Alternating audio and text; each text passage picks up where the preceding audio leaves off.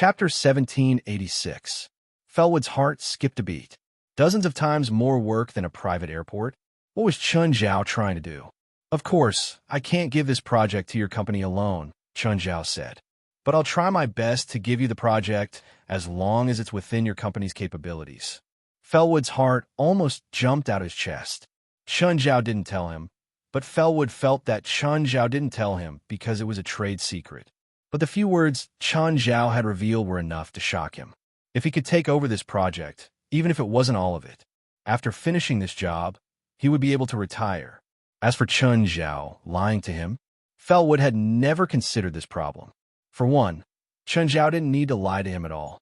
Moreover, in the past 2 years, Chun Zhao had been giving him all kinds of projects. Chun Zhao was now his company's biggest and most important client. Suspecting Chun Zhao was akin to digging his own grave. However, he couldn't figure out what project Chun Zhao had that was dozens of times more than an airport. It seemed like he had to change his company's development strategy. Felwood thought. Chun Zhao didn't stay at the construction site for long. He looked around and left with his child. This is where we came from yesterday. This area is the territory of the withered tree ghouls. If you go any further, you will be surrounded by a large number of withered tree ghouls. It will be very troublesome if you fall into their territory. Ruan Faxi pointed at a valley in front of them. We'll go from the outside, West said. There's no need to enter the valley. Dylan had been following the team, but he was in the middle. This was to prevent him from running away. Dylan was half-hearted, but his role in the team couldn't be doubted. Not only did he know the terrain of this area like the back of his hand, but he also had a special spell called the Spirit of Guidance. Of course, this spell had nothing to do with Buddhism. It was a type of prophecy spell. It could tell the correct direction through divination. However, this spell had a disadvantage.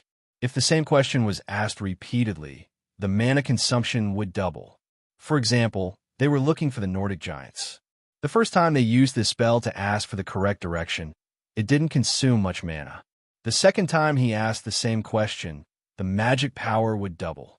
The third time, it would double again, and so on. If a person's magic is strong enough, they can find almost anyone or anything. But no one could use it infinitely. Doring's magic power was very average. He couldn't be compared to the members of the Magic Association. Compared to ordinary spiritualists, Dylan's strength was also very ordinary. Therefore, he could only use the Spirit of Guidance 3 times at most. Doring had already used the Spirit of Guidance once before. Therefore, he still had 2 chances to use the Guidance Spirit. This was also why West had approached him and offered him such a high price in the first place. $200,000 for 1 month's time. One had to know that even hiring a spiritualist would only cost slightly more than an ordinary person. More, with a tooth of the fire dragon. It could dispel some of the cold. Ruan Faxi tossed a pendant to Moore. In their group, Mo, Air, and Rissa were the youngest. Reisa could absorb the heat around her, so she didn't need to worry about catching a cold at all. Moore, on the other hand, was a big kid who was still growing. He caught a cold last night. However, Moore always had the mentality that he was a man and an adult. He felt that everyone in the group should be treated the same.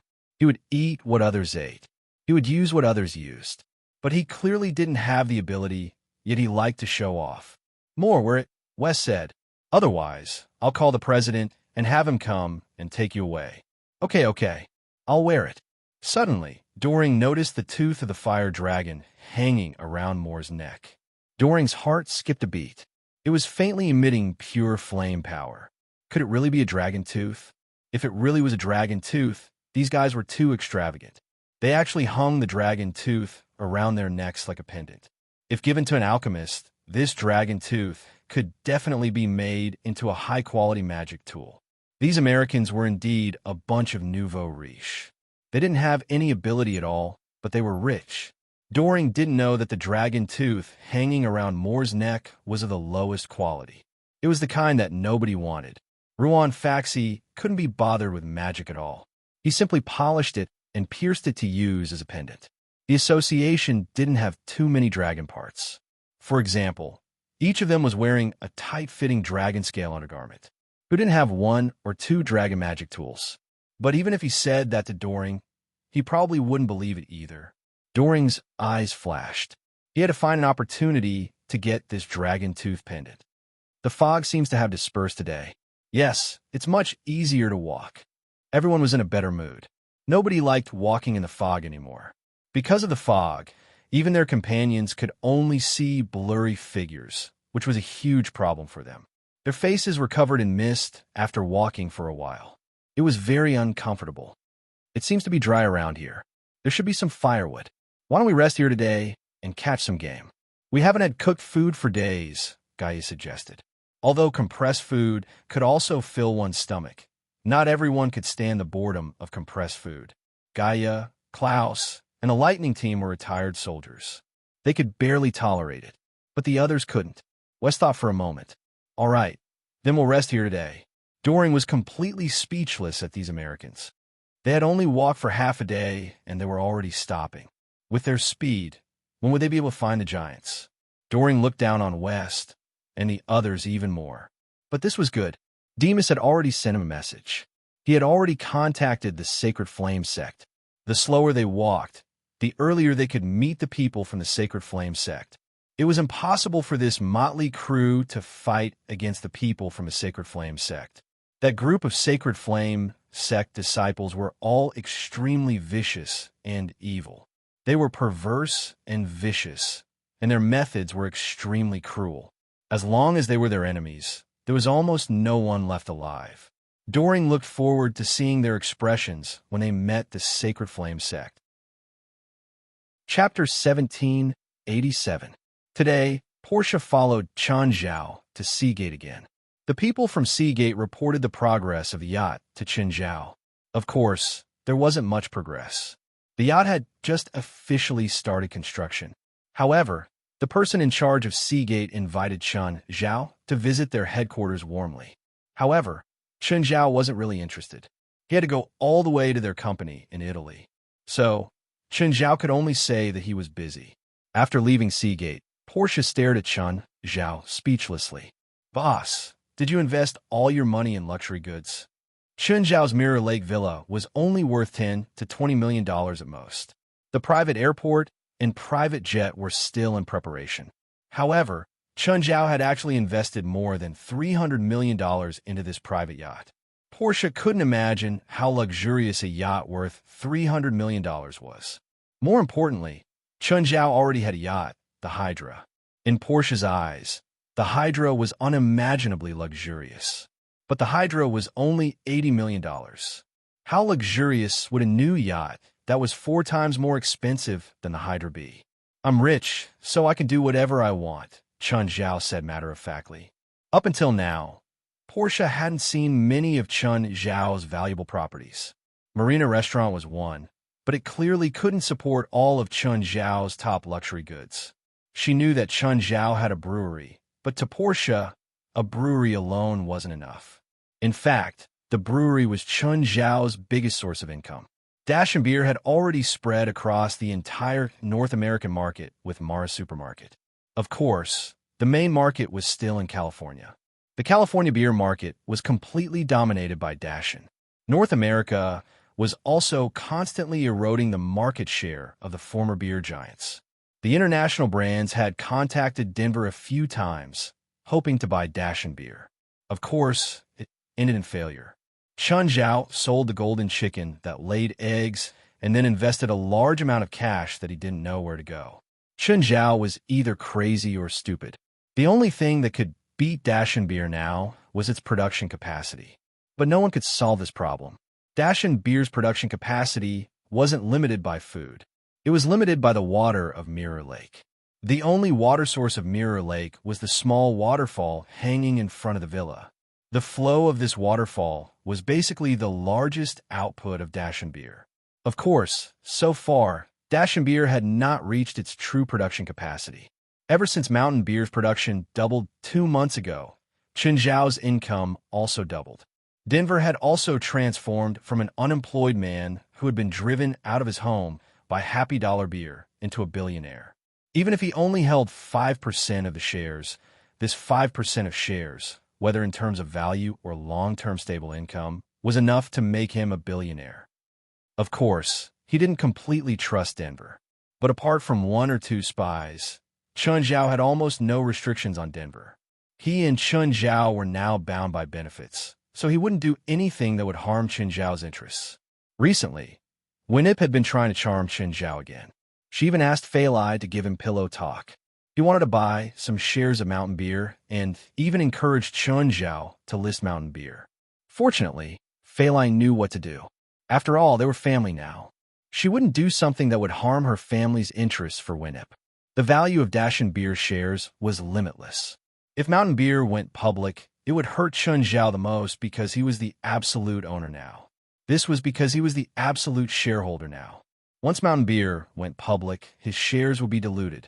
He would inevitably lose control of Mountain Beer. He would also lose long-term stable dividends. So, Chun Zhao definitely wouldn't let Mountain Beer go public. Of course, Amira and Denver, as shareholders, also tried their best to avoid going public. Going public would also harm their interests. This made Chun Zhao a bit annoyed with Winip. Of course, no matter what, they were family. Chun Zhao wouldn't turn against Winip. It was just that after being harassed a few times, Chun Zhao didn't even want to pick up Winip's calls. "Boss, where are we going now?" "Find a place to eat lunch," Chun Zhao said. As expected, this guy had nothing to do every day. Other than buying things everywhere, he only did food. Portia and Chun Zhao found an open-air restaurant. Not long after they sat down, Chun Zhao met familiar people. It was Stephen's daughter, Daly Moore, and Nawat Singh. Daly Moore, Nawat Singh, Chun Zhao greeted. The two also saw Chun Zhao. They went up and sat beside him. "Chun, long time no see." Daly Moore's expression was pretty good. It seemed that she was in a good mood recently. "Chun, congratulations. The movie you invested in is a big hit." Kidnapping's global box office had already surpassed $3 billion. It had already slowed down. The only question now was whether it could break $4 billion. As Stephen's daughter, Daly Moore's company was Computer Special Effects. Most of her business was related to Hollywood. As a result, many Hollywood-related companies came to her recently to please her. They wanted to get close to her father. The company's performance increased greatly. Daly Moore was also very famous. Of course, she was more jealous of the huge returns that Chun Zhao's tens of millions of investment had gotten. In less than a year, Chun Zhao's investment of $30 million had gotten more than 20 times the investment. But she also knew that her funds couldn't enter Hollywood. She was only able to develop this secondary industry of movies because of Stephen, who was a mountain.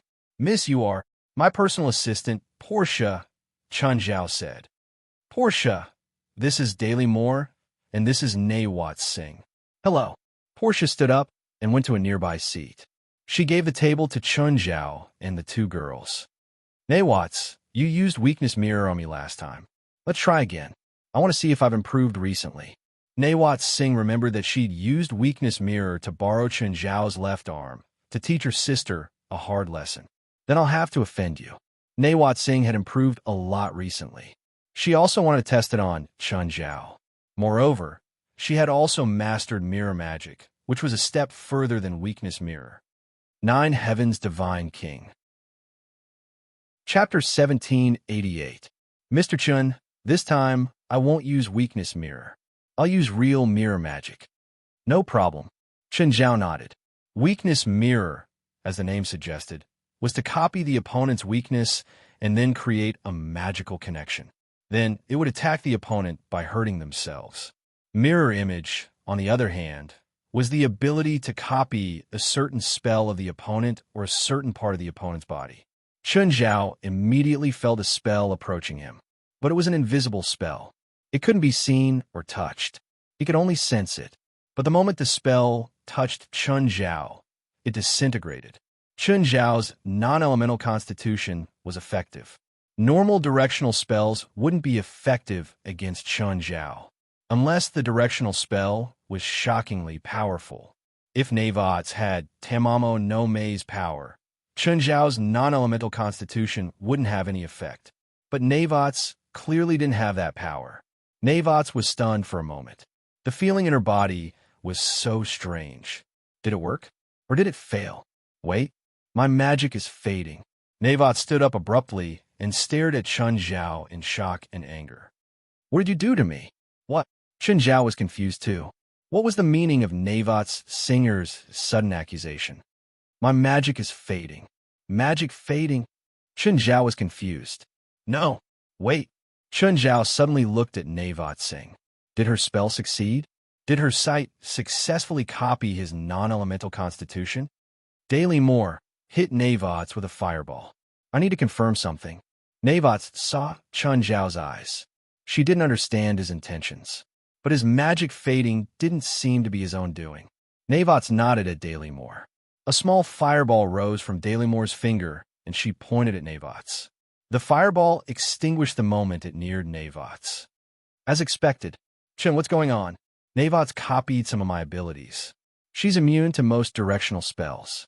Even if it's an area of effect spell, as long as it doesn't exceed the upper limit, it'll disappear, Chen Zhao said. But Navots seems to have gotten rid of her magic too. Not's lost her magic permanently. How long will the mirror image last? Chen Zhao asked. Half a day, Navots said gloomily. However, she was shocked by Chen Zhao's unimaginable ability. If he could replicate this ability without eliminating his own magic power, he would be almost invincible. Of course, this kind of invincibility was relative. It was definitely useless against Chen Zhao, the original master. Moreover, as the original owner of the non-elemental body, Chen Zhao wasn't affected by the spell side effects. Even the thought of it was terrifying. No one could hit him with magic, and no one could hurt him with physical attacks. Actually, it wasn't that Chen Zhao wasn't affected by his elemental constitution.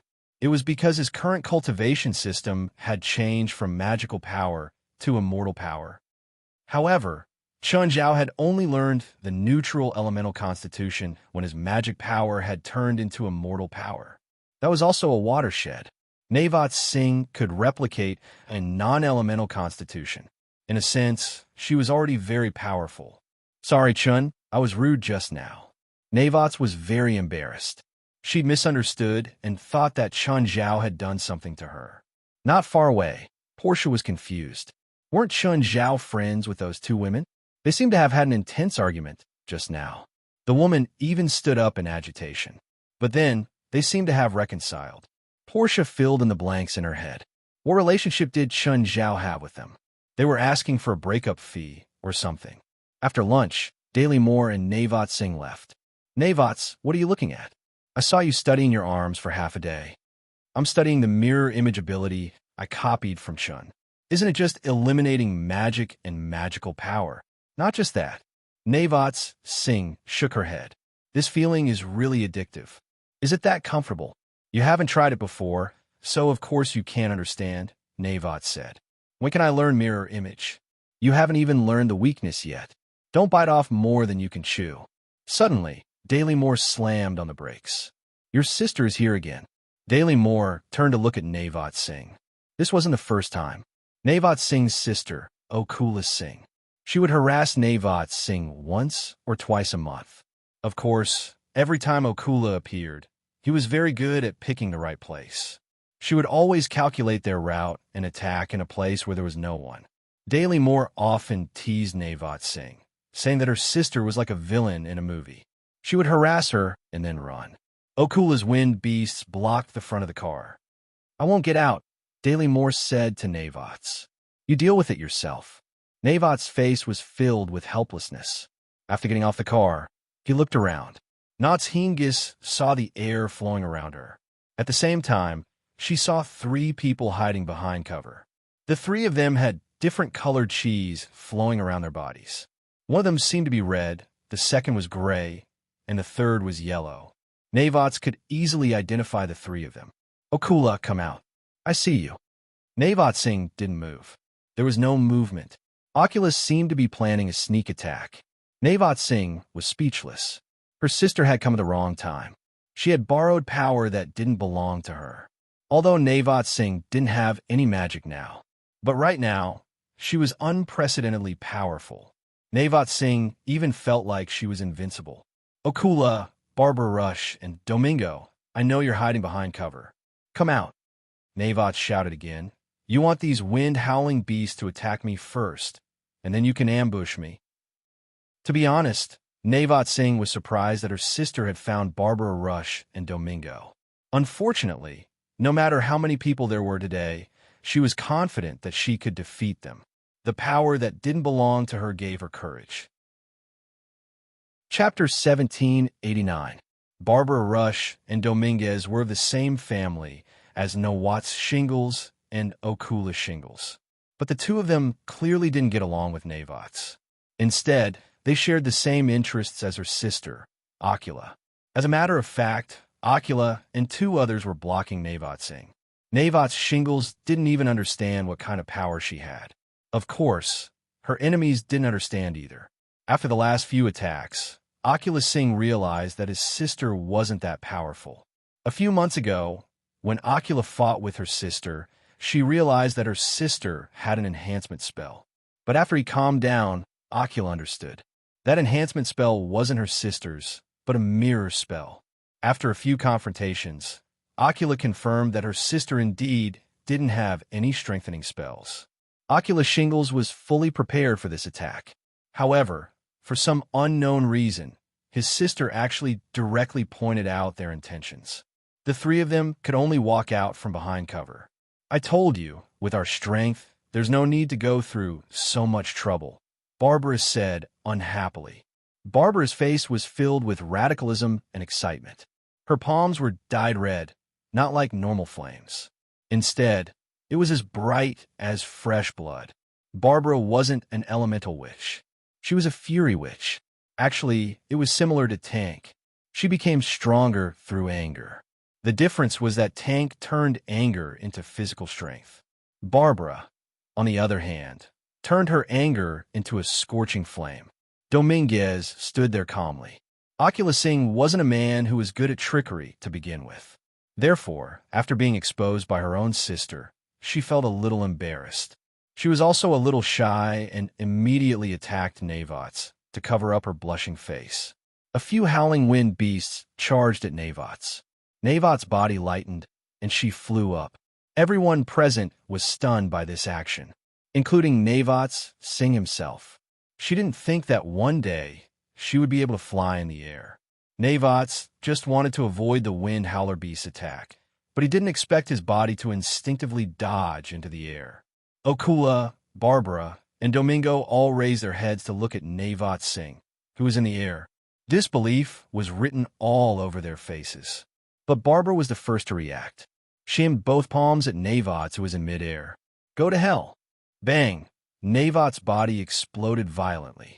But after the flames, Navat Singh hovered in midair unscathed, looking down at everyone. Barbara Rush didn't believe that her powerful attack couldn't hurt Navat Singh. Navat Singh didn't have to do anything. Barbara Rush's attack couldn't hurt her at all. Navat didn't even need to defend. It had to be said that the deeper one experienced this powerful ability, the more powerful it was. Navat Singh was even more shocked. Navat's heart skipped a beat. Her body seemed to desire the surrounding elements very much. This time, Navat decided to follow her body's instincts. Suddenly, Navat's body began to absorb the elements around her. In that instant, Navat felt her body become very scary. Her body even grew to a height of 2 meters, and the loose clothes on her body also became tight. She couldn't absorb anymore. She would die. Navat was alarmed. She immediately stopped absorbing the elements. Okula, Barbara, and Domingo looked at Navat in disbelief. At this moment, a wind howler beast jumped up and bit Navat Singh's ankle. However, the wind howler beast's bite force couldn't even break Navat's skin at this moment. Navat quickly descended and crushed the wind beast that was biting his ankle with one foot. The ground was also crushed. Navat felt an indescribable power in her body. Navat took a step forward and punched the ground. Bang! With Navat as the center, the ground was like a wave, spreading out in all directions. In an instant, the ground within a radius of more than 30 meters was covered with spiderweb-like cracks. The few wind-howling beasts that were close to him were instantly affected by the shock wave and exploded. Okula Sinjith, Barbara Rush, and Dominguez were all stunned. What kind of power was this? It was too scary. Navat Singh looked at Okula, Barbara, and Domingo indifferently. Are you sure you still want to fight? Navots didn't even know how strong she was right now. But she was sure that she wasn't as strong as Chun Zhao. She seemed to have reached her limit in an instant when she absorbed the elements from the outside world. If Chun Zhao used this move, with a strong body, he would be more than 100 times stronger than himself. Navots Singh suddenly felt very lucky. Thank goodness Chun Zhao wasn't her enemy. Having an enemy like this was really a headache. No, it should be a very scary thing. And Nawats Hingis knew. This might just be one of Chun Zhao's abilities. When the Holy Infant Hurricane came, Navots and Delamore had seen Chun Zhao in that state. In the third night, which had never happened before in history, Chun Zhao fought from morning to midnight. As for the Holy Infant Hurricane, it was truly an evil spirit that resembled an army of thousands upon thousands. But without exception, Chun Zhao tore them all to pieces. It was also the first time they understood the difference between them. Navots didn't dare to say that she could compare to Chun Zhao with the power she displayed. But for Okula Singh, Barbara Rush, and Domingli, it was already shocking enough. What kind of destructive power was this? If Navots really want to kill them, they wouldn't even have a chance to escape. Navots' attack was off the charts right now. Her defense was equally shocking. At the very least, Okula Singh, Barbara Rush, and Domingo couldn't break his defense even if they worked together. Now get out of my sight. Otherwise, I really won't be able to control myself and kill you. Okula Singh, Barbara Rush, and Domingo's faces were ashen. They'd sworn to stop Navots, but in the end, they fled with their tails between their legs. They couldn't fight anymore. If they really did, they'd really die here. Chapter 1790. Oculus Singh, Barbara Rush, and Domingo ran away with their tails between their legs. Meanwhile, Navots didn't know what to do. She didn't know how to get out of her current state. After returning to Daly Moore's car, she sat in the seat with great difficulty. She was 23 meters tall, but the car was still a little small for her. Daly Moore stared at Navots with glowing eyes. Navots, you're too powerful. It's nothing to do with me. It's a completely copied ability from Chun. It's too scary. I have to learn weakness image and mirror magic as soon as possible. Daly Moore was suddenly filled with energy. Even if you learn mirror magic, you still shouldn't copy Chen's ability unless it's necessary. The consequences will be very serious. What's serious? That's the trouble with strengthening. Mirror magic can copy the opponent's ability, but after using the ability, it'll be a huge burden on the body. I remember last time I used weakness image and copied Chen's left arm. After the magic faded, my left arm was useless for 3 days. I couldn't lift it at all. I used so much power just now. I think I won't be able to get out of bed for a month. That's serious? That's the side effect of mirror magic. Otherwise, do you think this magic array is so perfect? But it's not bad to experience that. You know, you were like a god just now. No, you're still like a god now. Suddenly, a figure appeared in front of the car without any warning. Oh no! Navots Singh and Delamore exclaimed at the same time. Daly Moore couldn't brake in time, and the car crashed into the person. Bang! The expected scene of the person being sent flying did not happen. The front of the car seemed to have crashed into an electric pole. It instantly caved in. The airbag popped out from the steering wheel, and Daly Moore was confused. But Navots broke through the window in an instant and pounced towards that person. She hadn't dispelled mirror magic yet. She still had endless power. The person was pushed to the ground by Navots. He was also shocked. He didn't expect Navots to be able to push him to the ground. Who are you? Navots grabbed the man's neck with one hand. The man realized that he had overestimated his own strength and underestimated Navots Singh's. He had originally thought that he would be the one to grab Navots' neck. But now, the situation was reversed. How could this be? Why was this happening? The man's palms suddenly glowed with black light as he struck towards Navots' chest. But when his palms hit Navots Singh's chest, the magic attached to his palms dissipated. What was going on? Was Navots Singh that powerful? Who are you? Navots increased the strength of her palm. The man's neck was being deformed by a tremendous force. Eastern Unending Pillar King, lend me your strength, the man suddenly shouted. Navot's shingles could feel the man's power increasing, but it still didn't surpass him. She was more concerned about the magic this man was using. He was praying to the Eastern Endless Pillar King, one of the 5 gods of the Roma, and borrowing his power. In other words, he was the same as her, a Roma. To borrow the Pillar King's power, one first had to become a believer of the Pillar King. The legend of the 5 Pillar Kings was an internal belief of the Roma. It was an extremely small group. The others didn't have this belief. Just then, Navot Singh turned around. She saw Daly Moore's head bleeding in the car behind her. She seemed to be seriously injured. Navot let go of the person in his hands. He was very strong. He was very powerful, but compared to her current state, he wasn't even worth mentioning. Navot wasn't worried that he could hurt or defeat him. But just then, the man suddenly attacked. But he didn't attack Navot Singh directly. Instead, he reached out and grabbed Navot Singh's earlobe. Navot Singh instantly realized that something was wrong, but it was too late. The man forcefully tore the earlobe off. Ah! Navot Singh screamed in pain. Her ear was bleeding profusely. Navot Singh instantly felt her strength rapidly slipping away. Her earlobe was called Heal. It could extend the duration of all sustained spells by double. The mirror image spell could only be maintained for such a long time through the earlobe. Navot Singh felt weak. But before the power completely dissipated, Navot punched the man's face with all his might.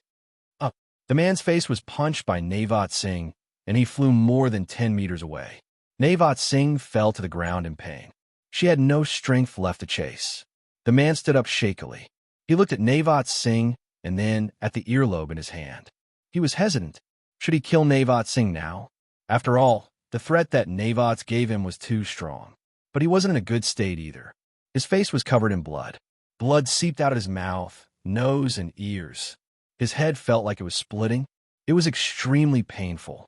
At this moment, Okula Singh, Barbara Rush, and Domingo suddenly appeared. "Mr. Warren, are you okay?" Okula looked at his sister on the ground with a complicated look in his eyes. "Go kill her." The moment Warren said that, he spat out a mouthful of blood. "Take Mr. Warren away from here," Okula Singh said. Barbara Rush and Dominguez looked at each other, knowing what Okula Hingis was up to. After all, they were sisters. It was reasonable that Okula couldn't bear to kill them. Moreover, in order to hold Warren back, Okula had been attacking her sister on her own initiative. She was worried that if Warren fought personally, it would endanger her sister's life. "Mr. Warren, you're heavily injured. We'll take you away from here first," Barbara said. To be honest, they all knew how terrifying Warren's strength was. They thought that if Warren fought, Navot Singh would have no chance of winning. In the end, Warren actually won by a huge margin. He didn't even win by fighting head-on. The way he won was very clever. Chapter 1791. "Hey, Stephen, do you have time to call me today?" Chun Zhao had been wandering around for the past few days. He was very free. However, he knew how many places Stephen had gone to for the movie. Last time, Stephen had even gone to Chun Zhao's house and stayed for one night. Then, Rasfa took him away. As far as Chun Zhao knew, Stephen had brought the main cast and crew to at least 5 countries for publicity in the past week. Daly Moore was in a car accident. She's still unconscious. "Huh? Which hospital?" Chun Zhao asked. "Chantilly Hospital. I'll go over now." Chun Zhao hurried to the hospital. He saw Stephen's 2 bodyguards and his personal assistant, Yu Wenhui. The 3 of them were old acquaintances. So, when Chun Zhao arrived, it didn't stop him. They let him into the ward directly. "How's her condition?" Chun Zhao saw Stephen sitting before the bed. Daly Moore was lying on the bed with gauze wrapped around her head. "Take a look first." Seeing Stephen's serious expression, Chun Zhao immediately put down his toolbox. After a quick check, he stood up and almost slapped Stephen's face. "Fuck, Daly Moore's just asleep. I just wanted you to see if she has any internal injuries, like a concussion or cerebral hemorrhage." Stephen looked at Chun Zhao awkwardly. "Then please make it clear." Chun Zhao looked at Stephen with a dark expression. "But the police said that there's something strange about the accident." "What's strange?" "It's like Daly Moore's car hit an electric pole, but there's no pole nearby, Stephen said. Stephen said, the friend who was with Dahlia was found outside the car. From the traces at the scene, it looks like she crashed through the windshield. Huh, you're talking about Nart's singer? Do you know her? Yes. She hangs out with Daily Moore, and she's not a normal person. How is she now? Chen Zhao asked. Unconscious. The doctor said that she looks like she just finished a triathlon. Her body is almost half paralyzed. She's in this hospital too, right? Chen Zhao asked. Yes, I arranged a ward next door for her. I'll go next door. Is Daily Moore really all right? If you want anything to happen to her, I'll do it for you. Scram. Hurry up and scram. When Chen Zhao went out, Halifa Oliver and Sanel happened to come in. Halifa and Chen Zhao nodded. Chen Zhao went to Navat's singer's room next door and saw a woman walk out. This woman was Okula Singh. Akula looked at Chen Zhao suspiciously. Who are you? Chen Zhao looked Okula up and down. Who are you? Just then, Fur walked over from afar. Chen, do you have any patients in the hospital today? Fur had a headache over this bastard who always came to the hospital to steal patients. In fact, Chen Zhao's actions were already half public in the hospital. Apart from the new employees, the doctors who had worked in the hospital for more than half a year basically knew that Chen Zhao was an illegal doctor. However, whether it was the major shareholder of the academy or the dean, they all turned a blind eye to this. Most of the time, he didn't hide it anymore. Singer glanced at Chen Zhao. So he was a doctor. After thinking it through, Akula turned around and left. Chen, can't you control yourself? It seems like you guys can't do anything to the patients I've met. I don't think this will affect your performance. After chatting with Four for a bit, Chen Zhao entered Navat's singer's room. After inspecting Navat's body, Chen Zhao realized that there was nothing wrong with her. After thinking about it, he realized that she had used her non-elemental body. In other words, it was mighty spirit transformation. However, Chen Zhao had used mighty divinization before, so he knew very well how high the requirements were for physical fitness. It was like pouring pure oxygen into an oxygen cylinder. This was because of the metal walls of the oxygen cylinder. However, if compressed oxygen was poured into a balloon, the balloon would explode instantly. Nevertheless, Navats didn't use it too much. It seemed that she was rather restrained and didn't use it too much. The mighty spirit transformation did put a lot of pressure on her body, but it didn't hurt her foundation.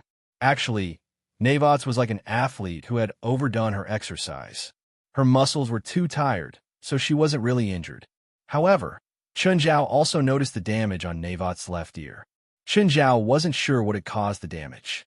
Chen Zhao sent a bit of celestial power to Navat Singh. It could save her half a month of rest. Knock, knock. At some point, Stephen was standing at the door. Dahlia's awake. Okay, I'll go. Is she okay? She's fine. Chen Zhao shook his head. Chen Zhao followed Stephen back to Dahlia's room. Halifa Oliver and Sanel stood before Dahlia's bed. Dahlia was already awake and sitting on the bed. Chen, you're here. Sanel remembered that her mother and Chen Zhao had been at loggerheads before.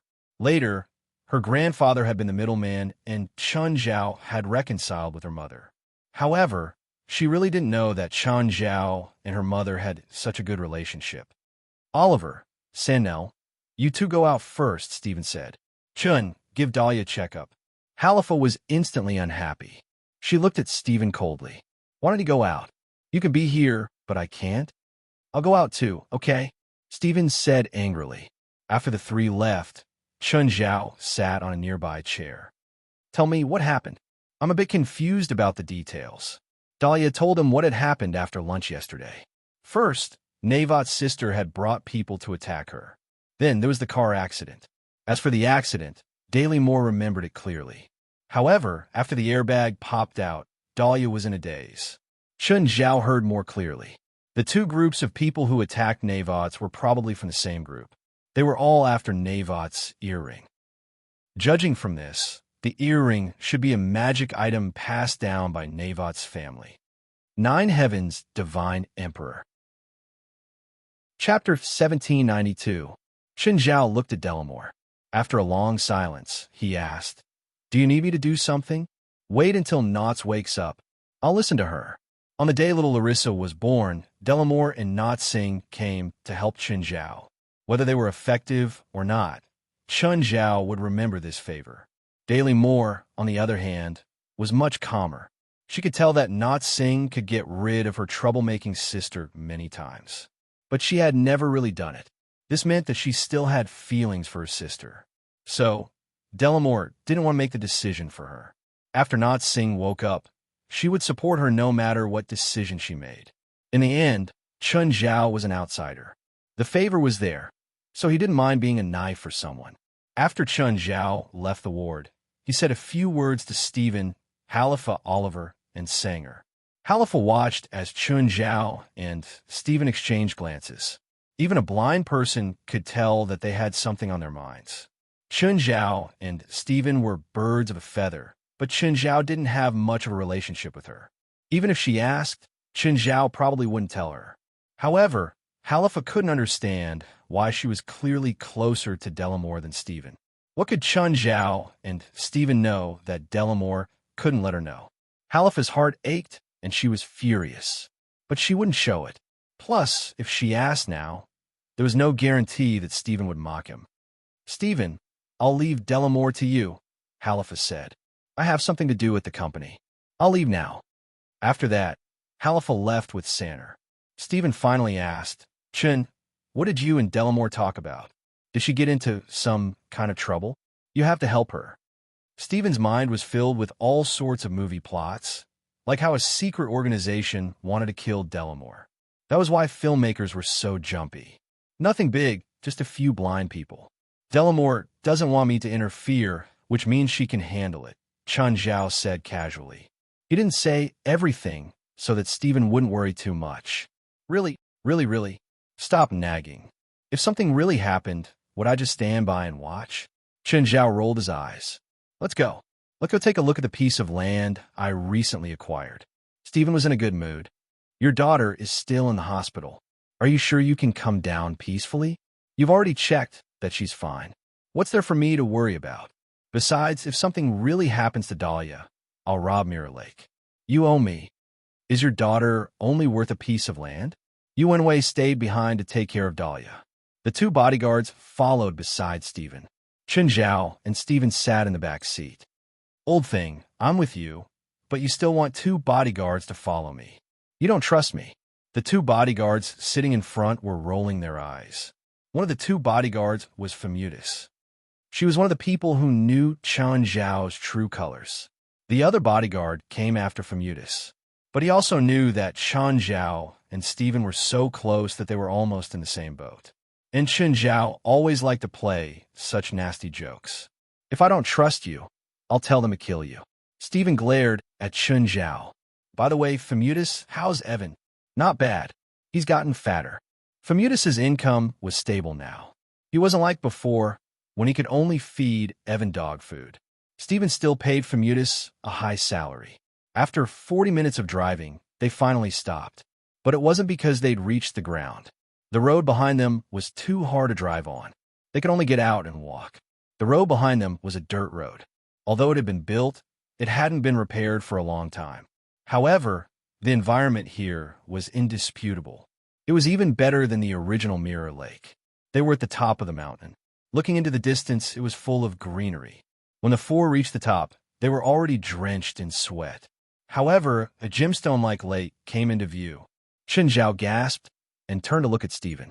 Stephen was really awesome to be able to find a place like this. Not to mention the feng shui. The spiritual qi here was much more abundant than other places. "How is it? It's not bad, right?"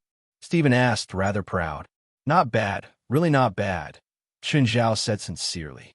This place was really a blessed land. In ancient times, it would be a blessed land. To be able to find such a blessed land in modern society was truly a rare sight. How come no one owns such a good place? Chun Zhao asked, confused. Even a blind person could see that it was a good place. But why wasn't anyone occupying such a good place? Chun Zhao was really confused. There were many rich people in LA. It couldn't be that everyone didn't want this place, right? Hearing Chun Zhao's words, Stephen suddenly had a toothache. Seeing Stephen's expression, Chun Zhao felt that there might be some flaws that he hadn't noticed. Mr. Stephen, move back. There's a crocodile. Another bodyguard immediately stood in front of Stephen. Chun Zhao saw it too. It was a 2-meter-long crocodile. There were crocodiles here? No wonder. But this place was about 100 meters above sea level. Chun Zhao didn't expect a crocodile to live here. Is this running water? Chun Zhao asked. Yes, it's an underground fountain. Stephen nodded. Everything here is good, but there are crocodiles. I found an expert to estimate that there are hundreds of crocodiles here. It's very troublesome. Since Stephen wanted to build a house here, it was obviously for living. But if there were crocodiles here, it would be a threat to the residents. It was impossible to clear hundreds of crocodiles. If one or two were missed, it would be a threat to Stephen and his family's safety. This was also why Stephen hadn't started building the land, even though he'd bought it for so long. Didn't you know there were crocodiles here when you bought it? I did. Then why did you buy it? I still have you. That's too much. You're treating me like a laborer, Chun Zhao complained. But this land wasn't big, but it wasn't small either. If there was a pond full of crocodiles, it meant that the fish here could support so many crocodiles. Just then, the crocodile that had been sunbathing by the shore suddenly crawled toward the fore. Oh, speaking of which, I haven't eaten crocodile meat yet. Let's eat crocodiles for lunch. Chapter 1793. Stephen and Famtis both knew what Chun Zhao was capable of. However, the other bodyguard, Frank, didn't know. He hadn't seen Chun Zhao fight anyone. When Chun Zhao casually walked up to the crocodile, Frank was shocked. He aimed his gun at the crocodile. But Chun Zhao only grabbed the 2-meter-long crocodile and lifted it up. It wasn't very big, but it was at least 100 kilograms. Chun Zhao actually lifted it up with one hand. Frank's jaw almost dropped. As for Stephen and Famtis, when they'd been chased by the demonized Libel, they'd already seen Chun Zhao's power. Thus, a crocodile couldn't make them feel anything. Chun, this crocodile isn't enough for you, Stephen said. Skin it and roast it. There won't be much meat left. I'll go down and get a bigger one, Chun Zhao said. With that, Chun Zhao took off his clothes, leaving only his boxers, and jumped into the water. Frank's eyeballs almost fell to the ground. Chun Zhao was asking to die, but Stephen and Famtis didn't care at all. After half a tank, Frank saw the water in front of him start to churn. Frank's heart tightened. Did Chun Zhao encounter crocodiles in the water? These were all crocodiles, real killer crocodiles. The largest could be 7 or 8 meters long and weigh close to 2 tons. They could dominate both freshwater and seawater. When they were hungry, they would even eat their own kind. In the animal world, they were definitely crazy. If humans encountered adult crocodiles in the water, they definitely couldn't win. Even on land, without firearms, they couldn't fight against these man-eating monsters. During World War II in the last century, there was a glorious story of a crocodile destroying a modern army of thousands. Putting aside the animals with infectious diseases, this was the most glorious war waged by wild animals against humans. There was no one else like it. In Frank's opinion, if Chun Zhao really encountered an adult crocodile in the water, he probably wouldn't be able to come up again. Whoosh! Suddenly, Chun Zhao stood up in the shallow water. Frank was shocked, but seeing that Chun Zhao was unharmed, he relaxed a little. Just then, Frank saw sleep tossing and turning behind Chun Zhao. Upon closer inspection, he realized that Chun Zhao was holding a crocodile's upper jaw with one hand. Frank swallowed a mouthful of saliva. That crocodile was at least 6 meters long. This was definitely an overlord among the Gulf crocodiles. It was obvious that the crocodile was very powerful from the force it slapped the water with. But was it really okay for Chun Zhao to just grab its upper jaw like that? The strange thing was that the saltwater crocodile couldn't close its jaws, even though its lower jaw wasn't bound. Frank was shocked. He couldn't understand how Chun Zhao had caught the crocodile with his bare hands. However, Chun Zhao seemed to be very familiar with the place, while Famtis and Stephen seemed to be very relaxed. They probably already knew what Chun Zhao was capable of. Don't come over. Let's kill it first, Stephen shouted, jumping away immediately. He wasn't as capable as Chun Zhao. If Chun Zhao didn't hold on tight, the monster could send him to hell with a single bite. Chun Zhao grabbed the crocodile's upper jaw and twisted it. With a crack, the saltwater crocodile's tibia was instantly broken. However, it wasn't completely dead. Its body was still wriggling. Stephen only calmed down after the crocodile's stomach was cut open. I told you to get a big one, but your head is too big. We'll get rid of them sooner or later anyway. Isn't that what you want? Chun Zhao rolled his eyes. He and Frank were in charge of starting a fire. He couldn't catch crocodiles in the water, but he could still start a fire. Famutus was in charge of cutting open the crocodile's stomachs. Chun Zhao and Stephen sat on a rock by the lake. With Chun Zhao, Stephen wasn't afraid that a crocodile would suddenly jump out and swallow him. Chun, do you really have a way to kill all the crocodiles here? It's not troublesome, Chun Zhao said. Abitos and Raymond can do it. Bring them here, and they'll probably kill most of the crocodiles here in a dozen days. Raymond? Oh, that big snake, right? I don't think I saw him last time. Why did you hide him? I didn't hide him. It's just that his body has grown a bit too much recently. I didn't want to scare you. Last time I saw Raymond, he was 5 or 6 meters long. You said he's grown a bit too much? How much can he grow? Stephen remembered that the last time he saw Raymond, little Larissa wasn't even born yet. Raymond was long, but in his impression, Raymond had always been the skinny type. Compared to the python, he was at least half the size. He's 12 meters now, Chun Zhao said. Stephen sucked in a breath of cold air. 12 meters. He could probably break the world record. I'm going to Moon Villa today. I want to see Raymond. Stephen was interested. Your daughter is still in the hospital. Don't bring that up. Dahlia's fine. Soon, the aroma of meat wafted from the barbecue stall. Famutus and Frank didn't understand why Chun Zhao would carry so many spices with him. Chili powder, cumin, salt, and pepper. Chun Zhao and Stephen started eating as soon as they arrived. Famutus and Frank didn't treat themselves as outsiders now. It was more fun to eat and drink together. Unfortunately, there was no alcohol. However, crocodile meat was really disgusting and had a fishy smell. Without alcohol, eating too much would be boring. Even Chun Zhao couldn't eat much. Such a big crocodile was wasted just like that. As for the small one, he didn't even roast it. Instead, he tossed it into the water. In the end, he just buried the rest of the big one. Stephen, what do you think about building your new home in the middle of the lake? Hey, that's a good idea. Why don't you build it in the middle of the lake? Mirror Lake is so much bigger than your lake. If we build it in the middle, it'll be too troublesome to go back and forth.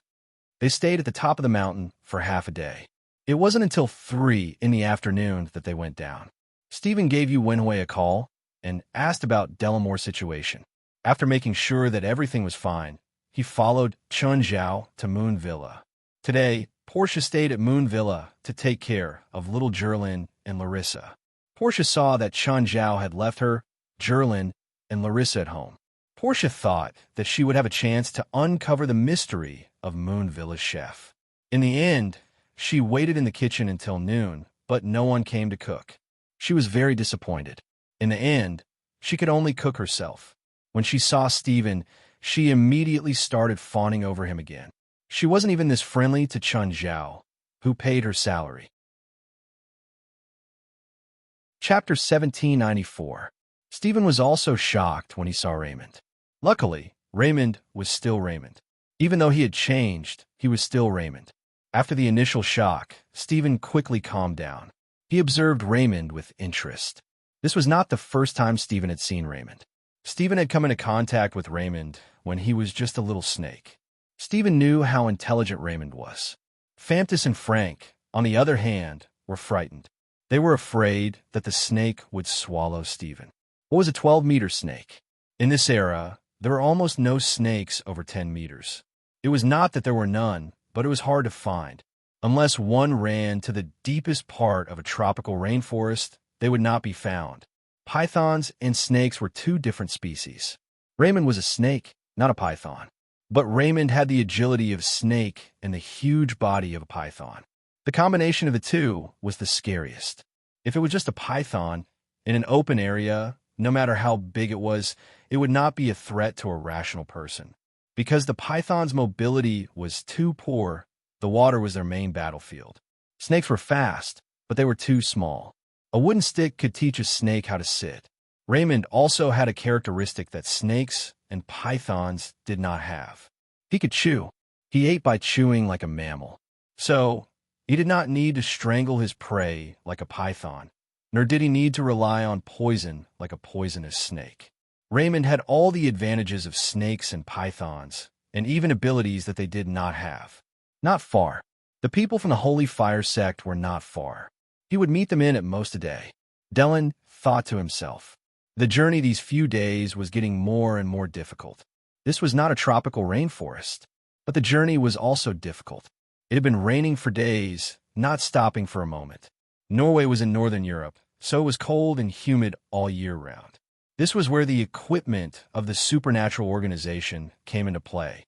Even Dylan had to admit that they were well prepared. Waterproof clothing and tents played a great role in this environment. They could even find a way to get some cooked food. But Dylan looked down on them more and more. These guys did not seem to have any other skills besides bragging. Every time they went hunting, it was Klaus and the others. It seemed that in this team, the ones with the strongest combat power were the ordinary people like Klaus. Suddenly, a person appeared in front of the group, swaying in their direction. The team immediately stopped, and everyone raised their guard as they looked at that person. The man walked a few steps and suddenly sat on the ground. He stood up with difficulty, but he couldn't walk to the front of the team. After 2 or 3 steps, he fell to the ground. More Raz went up to check on the man. A moment later, he turned back and shook his head at everyone. Dead. Gaia turned the body over and found that half of the body had been hit by some kind of magic. It's necromancy, Helis said. At this time, Doring walked over and said, I remember that there is a canyon of death in this forest. However, it's not that big of a deal. There are often teams going in and out of the Canyon of Death. Why do you want to enter Death Canyon? What's the point of going to such a dangerous place? Death Canyons could be found all over the world. Most of the time, because of the geographical environment, animals or humans would die in the valley, and the deathly aura would not be able to leave. Over time, death energy filled the air, and the dead could not rest in peace. In the end, they turned into undead and wandered around the valley, eventually forming the Canyon of Death. Doring had never been to the Canyon of Death, but he had heard of it. At least 20% of spiritualists in Norway had entered the Canyon of Death. There is a magic material called the Dying Flower growing in the Canyon of Death, Doring said. If we can find it, it can be sold for tens of thousands of dollars. Also, the Canyon of Death isn't dangerous. So many spiritualists go in and out. Although he had plotted against the supernatural organization, he didn't lie about this. He didn't need to lie. Anyway, the people from the Holy Fire sect would come soon. Helis looked at the man's injury and said, the necromancy spell that killed him is very powerful. Let's go and take a look. We haven't found any traces of the giant these days. They were doubtful about whether they could successfully find the giant. Logically speaking, the giant was as big as a hill. When it moved, it might not be earth-shattering, but it should at least leave some obvious traces. It shouldn't be completely untraceable. But the truth was that they couldn't find any traces of the giant at all. However, they had been in the forest for 6 or 7 days, and they hadn't fought at all. This made everyone a little angry. Other than the withered tree ghost territory they had encountered a few days ago, for people had moved around a little. The others were just here for sightseeing. But of course, they couldn't vent their bad moods. So after thinking, Wes said, let's go take a look at the Canyon of Death. If they could encounter some battles, it could ease everyone's agitated emotions. Gaia nodded. Okay. Doring looked down on these people even more. They only wanted to go to a place like the Canyon of Death that wasn't dangerous. He really didn't understand where these Americans got the courage to find the legendary giant. Even if they found it, could they really defeat the giant? Or did they have the courage to fight the giant?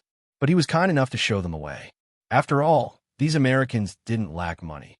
If they had a good time in Death Canyon, he could also find a few dying flowers along the way. Doring directly used the guide spirit and found the direction of the Canyon of Death. Finding such a fixed location was very easy. It wasn't difficult at all. After walking for a while, they found another corpse. It had the same injury as the previous one. It seemed like the Canyon of Death wasn't far away. These should be spiritualists from Western Europe. This symbol seems to be a disciple of the Mountain Sect. The Mountain Sect was very famous in the United Kingdom. West recognized them mainly from the Mountain Sect insignia they wore. The Mountain Sect was a minority religion, but they acted more like an ordinary supernatural force. They didn't develop followers and believers. They just fought for territory all day and developed the businesses and companies under the Mountain Sect. The most unbelievable thing was that the Mountain Sect was a shareholding company. It was divided into major and minor shareholders. It had to be said that this religion, which was completely modeled after a listed company, was a brand new model. Of course, they weren't a cult, so they were developing quite well. It was said that they had many cooperation projects with the government. They had branches all over Europe. Chapter 1795. At the other end of the forest, a team was also passing through the forest toward the Supernatural Organizations team. Everyone in this team wore the same red and black clothes, but there was a red flame printed on the back. They were naturally from the Sacred Fire sect. There were more than 50 of them. They couldn't say that all of them were masters, but at least a dozen of them were quite famous in Northern Europe, especially the person in charge of the division, Magri Modric. He was known as a tyrant in Northern Europe. Among the many people in charge of the division, his name was also very famous. Most of Magri Modric's subordinates were elites. To put it bluntly, most of them had some ability and were extremely daring. They used their own methods to do many evil things and were wanted by the government or the spiritual world. In the end, they could only hide in the Sacred Fire sect to avoid trouble. These people all had one thing in common. They ignored the rules of the world. In this regard, they were very much like Magneto from the X-Men. They thought they were better than others and didn't treat ordinary people as humans. Of course, in reality, neither the government nor the spiritual world would allow such people to be too active. The Norwegian Sacred Flame sect was considered one of the more powerful sects in Europe. Although the Nordic spiritual world was more active, the Norwegian government wasn't powerful. So, it gave the Sacred Fire sect a chance to develop. At this moment, a corpse appeared in front of them. "Guardian, look at this corpse." Lev, Magri Modric's second-in-command, shouted. As the head of the Norwegian branch, Magri Modric's position in the church was that of a protector. Magri took a few steps forward and looked at the corpse. Frowning, he said, "Necromancy. Guardian, don't you think this corpse looks familiar?" "You know him?" Magri Modric asked. "No, I'm talking about the magic on this corpse." Magri Modric thought for a moment and suddenly remembered. He immediately exclaimed, "Isn't this the madman Ribrick?" "Yes, this is Ribrick's magic." Speaking of Ribrick, Magri Modric felt a headache and helplessness. Ribrick had once been a member of the Sacred Fire sect. In essence, he was no different from the other Sacred Fire sect members. If there was any difference between them, Ribrick was even crazier. To be precise, he was a complete lunatic. The other members of the Sacred Flame sect knew when to put on airs, although they had all killed and robbed before. However, he would not disregard the wine and start a massacre. But Ribrick didn't care. The things he wanted, the women he wanted, he would just take them by force. Furthermore, his methods were extremely cruel, leaving no survivors. This also caused the entire Northern Europe region to be agitated. The government flew into a rage and issued a must-kill order to the spirit world. This was one of the few times in recent times that the government had issued an order to the supernatural world. Even the Sacred Flame sect could not withstand this pressure. In the end, they could only hand Ribrick over to the alliance of several supernatural organizations. However, Ribrick had relied on his powerful strength to do so. After killing dozens of spiritualists, he swaggered off. Over the next few years, news of Liblick's bloody massacre spread from time to time. However, Ribrick no longer had anything to do with the Sacred Flame sect. Therefore, they did not care about what Ribrick did. No one wanted to run into a lunatic like Ribrick, not even the Sacred Flame sect. This guy was a complete lunatic who did not know how to control himself. Furthermore, He also had a type of necromancy that he had created himself, which struck fear into the hearts of the entire spiritual world. This is Ribrick's famous magic, dead cells? Lev asked. Just now, Magri Modric had only felt the aura of death on the corpse. Only now could he be completely sure that the magic left on the corpse was dead cells. I hope we don't run into that lunatic here, Magri Modric said. Even though there were more than 50 of them, Magri Modric was not confident that they could defeat Ribrick. Even if they could win, it would probably be a Pyrrhic victory. Guardian, there are so many of us. Do we still need to fear Ribrick? Since you know about the dead cells, do you know how terrifying this magic is? Magri Modric asked. It is said that this dead cells was created by the lunatic Ribrick. If you come into contact with the dead cells, it will erode your magic. Once your magic is exhausted, you will die, Lev said. Actually, if it is just to guard against the dead cells, most of our team can do it. As long as there is a defensive magic, the dead cells cannot get close to you, Magri Modric said. Then what is so terrifying about this magic? Actually, the most terrifying thing is that Ribrick can recycle the dead cells that have absorbed magic power and then turn them into his magic power source. In the past 20 years or so, he has killed hundreds of spiritualists. Almost every spiritualist died under the dead cells, and the magic power of every dead person became his magic power source. It's like he carries hundreds of magic power batteries with him. He has almost inexhaustible magic power. When Lev heard Magri Modric's words, his face instantly became extremely frightened. A terrifying enemy with nearly limitless magic power? How could they deal with such an enemy? Guardian, doesn't that mean he is invincible? Of course he's not invincible. There are still people in this world who can crush him. For example, the 23rd generation Blood Mary of the Scarlet Church. 12 years ago, the 23rd generation Blood Mary personally went out to kill Ribrick. With the 23rd generation Blood Mary's help, do you think Ribrick can escape? Of course he couldn't escape. The 23rd Blood Mary is a powerful being. She subdued Ribrick in one move, but then she let Ribrick go. Of course he couldn't escape. Why is that? Because Ribrick and the 23rd generation Blood Mary were in the downtown area. Ribrick threatened the 23rd generation Blood Mary that if she didn't let him go, he would self-destruct. If someone else self-destructed, the 23rd generation Blood Mary wouldn't care. But Ribrick's self-destruction could cause heavy casualties in the downtown area, so the 23rd generation Blood Mary could only let him go. What about the 23rd generation Blood Mary? I don't know about the others. As far as I know, no one can fight Ribrick head-on, Magri Modric said. That's why I don't want to meet Ribrick.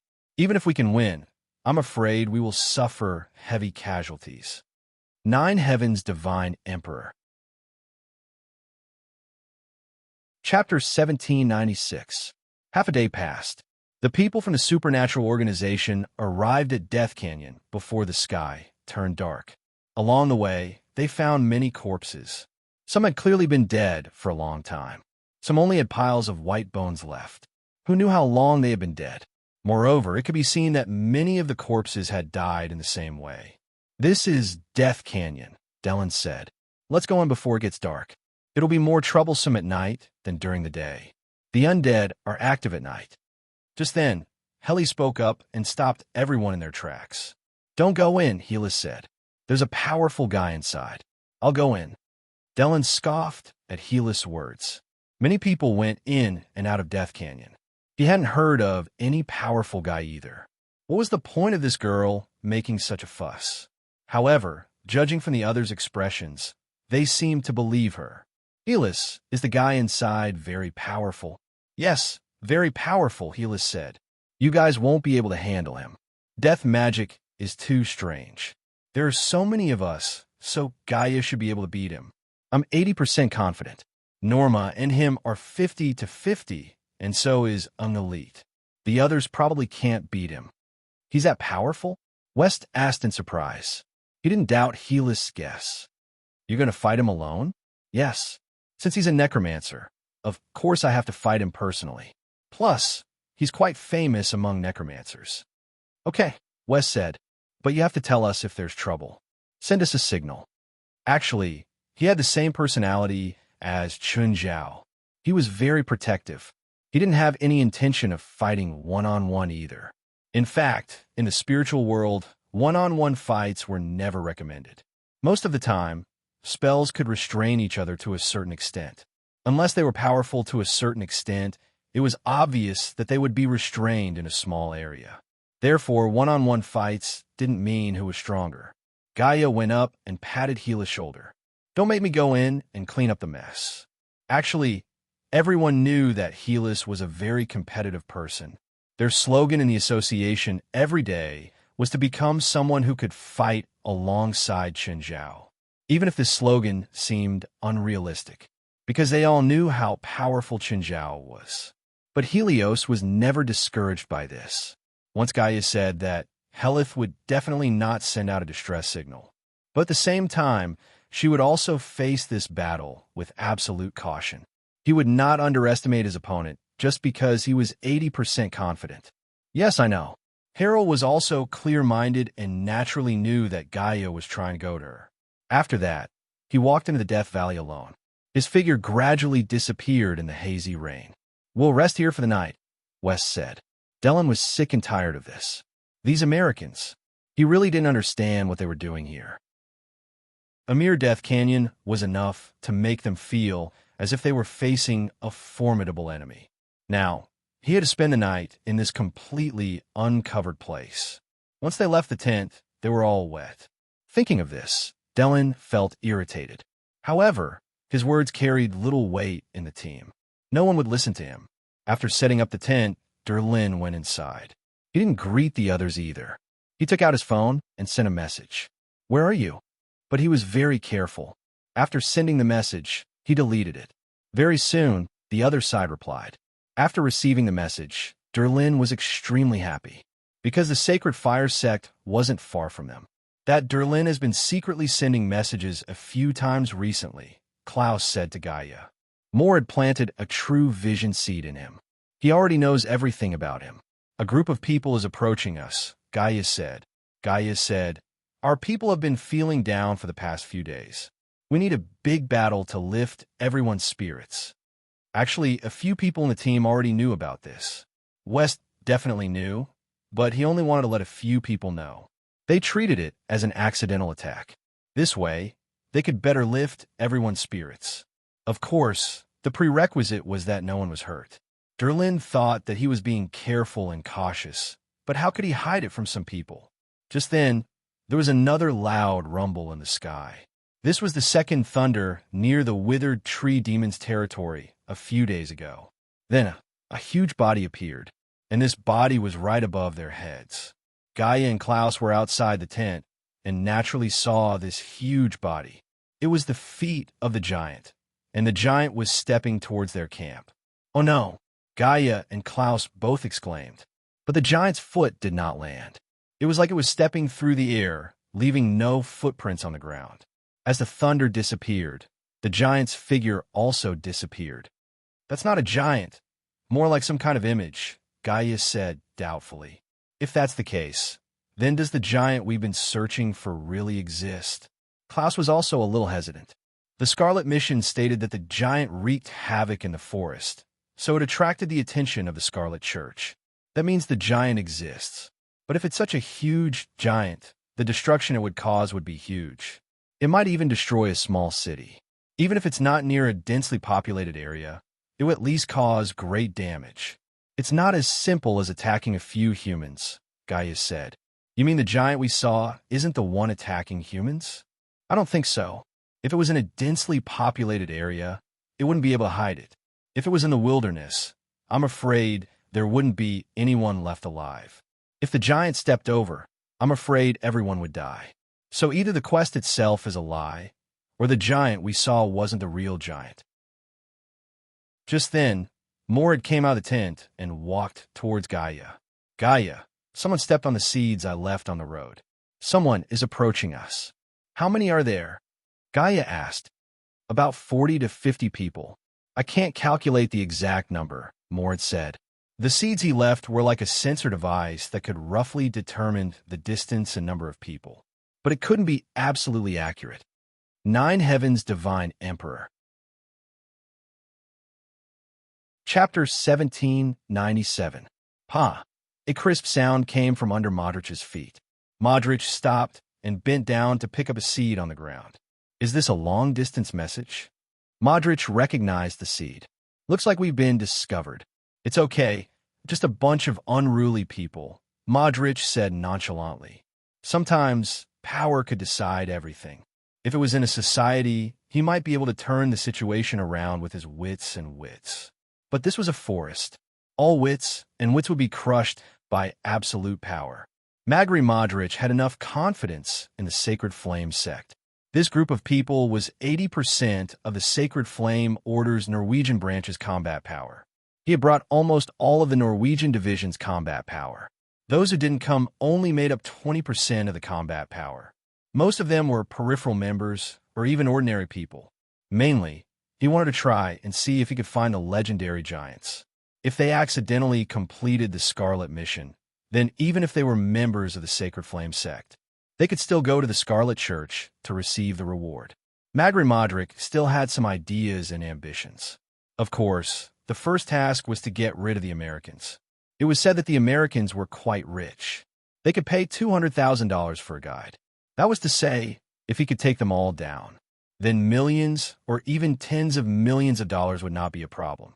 For an organization like the Sacred Flame sect that had been attacked and suppressed by the government and others, money had always been a problem that they had to worry about.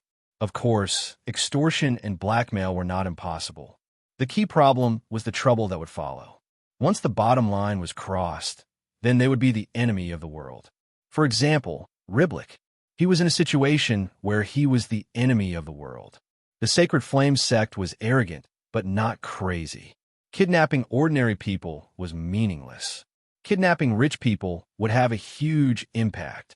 Once the government found out, then the government would retaliate with unparalleled ferocity. Although individuals in the spiritual world were stronger than ordinary people, but the government was still the government. In this era, the power of the government was above everything. So for the Sacred Flame sect, the Americans were the god of fortune who gave them money. Most importantly, there would be no follow-up trouble. So what if there was follow-up trouble? Could the power or organization behind them take revenge on the Sacred Flame sect? Not long after, the Sacred Flame sect's team appeared at the periphery of Death Canyon. In the heavy rain, they could see a few figures in front of them. Why weren't they prepared? Didn't you say there were more than 30 people? Could it be an ambush nearby? Lev asked. Ambush. Magri Modric sneered. This was not a real battlefield. In such a complicated environment, and with the limited number of people, it was impossible for them to survive. The so-called ambush was meaningless.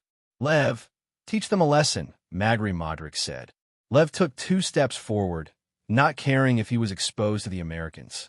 Raising his arms high, Inai Anong chanted an incantation. At this moment, the raindrops in the sky suddenly turned into sharp icicles. Hua hua hua.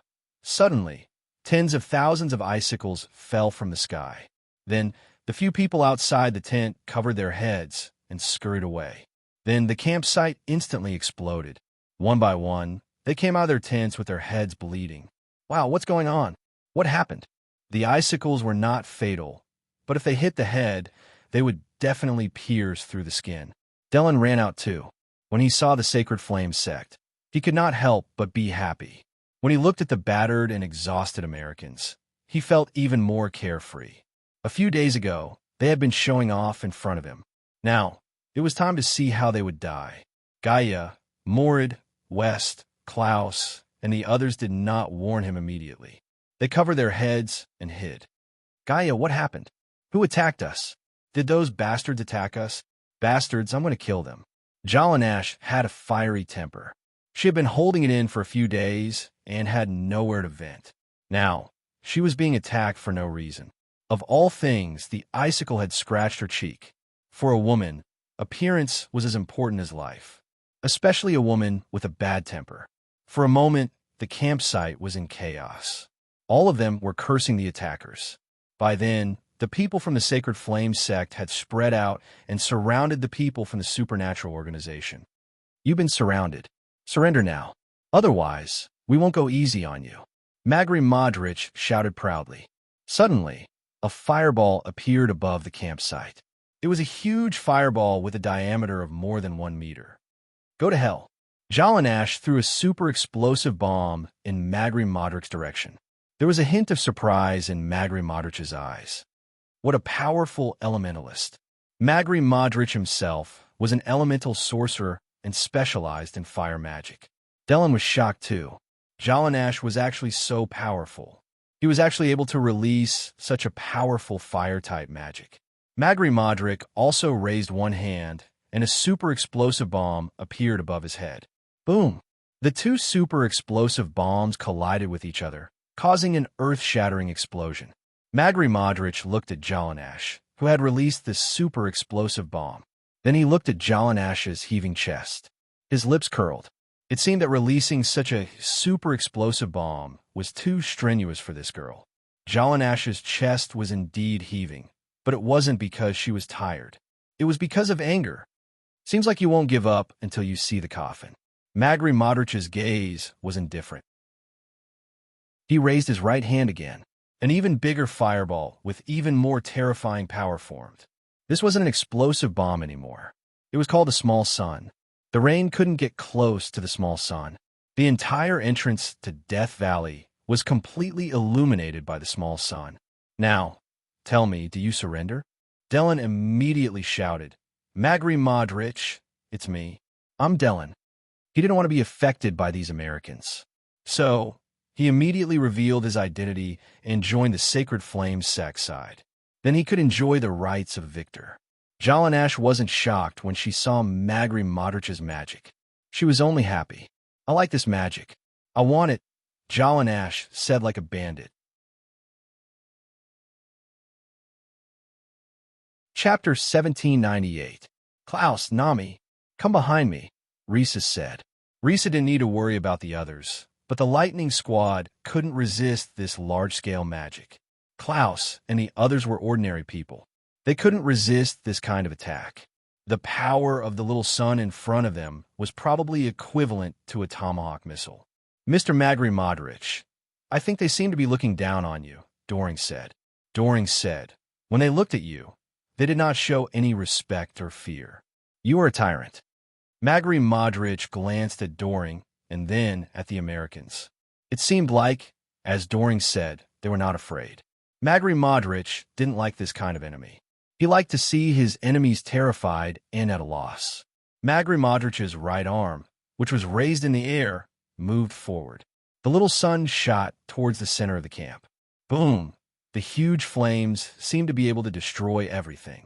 But the fire and impact seemed to be extinguished faster than expected. Maybe it was because of the rain. But Magri Modric believed that the power of the little sun was enough to kill half of them. The other half would also lose the power to resist. But when the fire gradually disappeared, the group of Americans still stood in the same place. They didn't seem to be hurt. The figures in the camp were messy. Tall, short, men, women, all stood there unevenly. But in this chaos, there was an indescribable uniformity. Risa's petite body seemed to be panting, and her face was a bit irritable. She had absorbed too much heat. She needed to find a place to pour it out. Or a person. Just then, a big hand rested on Risa's shoulder. Risa, do you need to share some? Gaia asked. No, I like this kind of full load. I can still hold more, Risa said calmly. Magri Modric was a bit surprised. Why didn't they die? There wasn't even anyone injured. Could it be that one of them had some kind of magic that could restrain his little son? Jalanash walked out of the camp alone and walked towards Magri Modric. Sir, I think we can talk, Jalanash said, staring at Magri Modric. Have you chosen to surrender? Magri Modric was still arrogant as he looked down at Jalanash. No, give me this spell and I'll let you live, okay? Jalanash looked at Modric sincerely. Huh, little girl, do you know my name? I'm from the Holy Flame sect. I'm a tyrant. Magri Modric said, do you know what I'm best at? Or do you think that by blocking one of my attacks, you will have the ability to fight against me? Tyrant, touching her chin, Jalanash turned to West. Mr. West, will the chairman agree if I call myself Tyrant? If you're called Tyrant, then I'll be called Queen. Lisa immediately joined the discussion. You can only call me Princess, Morse said. No, I don't want to share a name with a bear, Rhesus said. Magri Modrich's face darkened. These Yanks didn't seem to care about him at all. They didn't even care about the Holy Flame sect. This wasn't good. Damn Yanks, you'll pay for your ignorance. Magri Modrich yelled. No one liked to be looked down upon or even ignored. Plus, Magri Modrich was a very hot-tempered person. Jalanash looked at Magri Modrich. Seems like you don't agree, but it doesn't matter. I'll make you speak anyway. Saying this, Jalanash pointed at Magri Modrich and made a shooting motion. Bayou, a red light shot out from Jalanash's finger. Magri Modrich immediately cast a magic shield on himself, but the red light instantly shattered the shield and pierced through Magri Modrich's shoulder. Everyone was shocked. Magri Modrich was injured? He was actually injured? Death Ray. Magri Modrich was also proficient in fire magic. Of course, he knew this was Death Ray. It had extremely powerful penetrating power. Dellen's expression changed slightly. It seemed like these Yanks were stronger than he'd imagined. At least Jalanash's strength surprised Dellen. After all, the person beside him was the tyrant Magri Modrich. Not everyone could hurt him. Smiling, Jalanash looked at Magri Modrich. Magri Modrich was even more furious. Attack at will. Instantly, more than 50 Holy Flame sect disciples attacked the members of the supernatural organization. Just then, vines suddenly drilled out of the ground. These vines came very suddenly and instantly grabbed 7 or 8 Holy Flame sect disciples. The few disciples screamed in agony. The vines wrapped tighter and tighter around them, almost crushing their bones. Moore looked at West. Mr. West, can I kill them? Of course, as you wish. West stood where he was and nodded slightly. Dellen was even more shocked. This young man, called Morid, was actually such a powerful nature plant spiritualist. At the same time, Lisa also attacked. She started to absorb heat and poured it on the Holy Flame sect disciples. Lisa slapped more than 10 times in the air, each with a powerful and high-temperature impact. The disciples who couldn't cast a magic shield in time were instantly torn to pieces. Even if they had a magic shield, it didn't mean they could withstand the impact. They just didn't end up as pitifully as their companions. On the other hand, Getkira and Donya Tianchi loved this kind of chaotic battle the most. Most importantly, they could kill people. Donya Tianchi, in particular, turned into a samurai the moment he unsheathed his katana. The weapon he was holding was Demon Blade, White-Faced Ghost. When the blade was unsheathed, demonic aura filled the air. Donya Tianchi turned into a wild and cruel monster. There was only slash in his mind. One slash at a time. Beside him, Genkira reminded him, White-Faced Ghost, behave yourself. Otherwise, our boss will throw you into the lava. Instantly, Donya Tianchi sobered up. White-Faced Ghost really wanted to kill Genkira too, but he didn't want to face Chun Zhao's anger. His current state didn't give him absolute freedom, but it was at least acceptable. Damn, these people are hard to deal with. Retreat, retreat. Magri Modrich yelled. Suddenly, from the direction of Death Valley, a cloud darker than the night shrouded the area. 9 Heaven's Divine Emperor. Chapter 1799. Helis strolled out, but she was still holding a head in her hand. Seeing Helis come out of the Death Valley, everyone made way for her. Helis, in principle, we don't object to you killing people, West said, but we can't tolerate the birth of a pervert. Throw this head away, and we'll still be on the same side. I'm not a pervert. Helis threw the head on the ground helplessly. I just want what's in his head. Fine. Next time you carry a head, can you find something to carry it with? I don't have anything to carry, Helis said. My clothes are expensive. I don't want to use them to carry this disgusting head. Go find something to carry it with you. Oh, how long will it take to extract the thing from this head? Can you do it in Norway? Or do you need to bring it back? It'll take a long time. Fine. Looks like I need to find a way to send this head back home. Helis looked at the scene. Did I miss something? Magri Modric saw the head. He recognized Riblik. Back then, he was the one who had tried his best to pull Riblik into the Holy Flame sect. Of course, in the end, he had personally handed Riblik over to the organization. So, he remembered it clearly, even though many years had passed. That crazy, perverted, terrifying madman filled with evil. He was an undefeatable madman. Modric remembered it very, very clearly. Riblik. But today, they had reunited, and in such a way. Riblik only had a head left. The face of the head was also filled with shock and astonishment. How could this be? Who was that black-clothed girl? How could she have killed Malik? How could a girl kill that terrifying madman? Helis, don't fight with me, Jalanash said. I want the man called Tyrant alive. West, get ready too. We need to send him back to the headquarters too. Which one is Tyrant? Helis asked curiously. Which one? Isn't he powerful? He has to be at least 1/10 as powerful as the president to have that name. That's him. Jalanash pointed at Magri Modric. But this nickname belongs to me now. He has a spell that I like. Magri Modric suddenly felt a chill. He met Hallie's gaze. He noticed that Hallie's was a little interested in him. After all, this girl had just killed Ribrik. Modric didn't think he could compete with Ribrik. He also didn't think that he could fight against the person who killed Ribrik. This was a true level suppression. All right, I won't do it. Harold shrugged. In fact, her magic power had not yet recovered. She had used the abyssal demon in the battle with Ribrik. It couldn't be said that he didn't have any fighting strength now. However, he was definitely not at his peak condition. The battle in the Death Canyon just now had satisfied her. Therefore, for the time being, she did not want to make a move. Moreover, these enemies were too weak compared to Ribrik.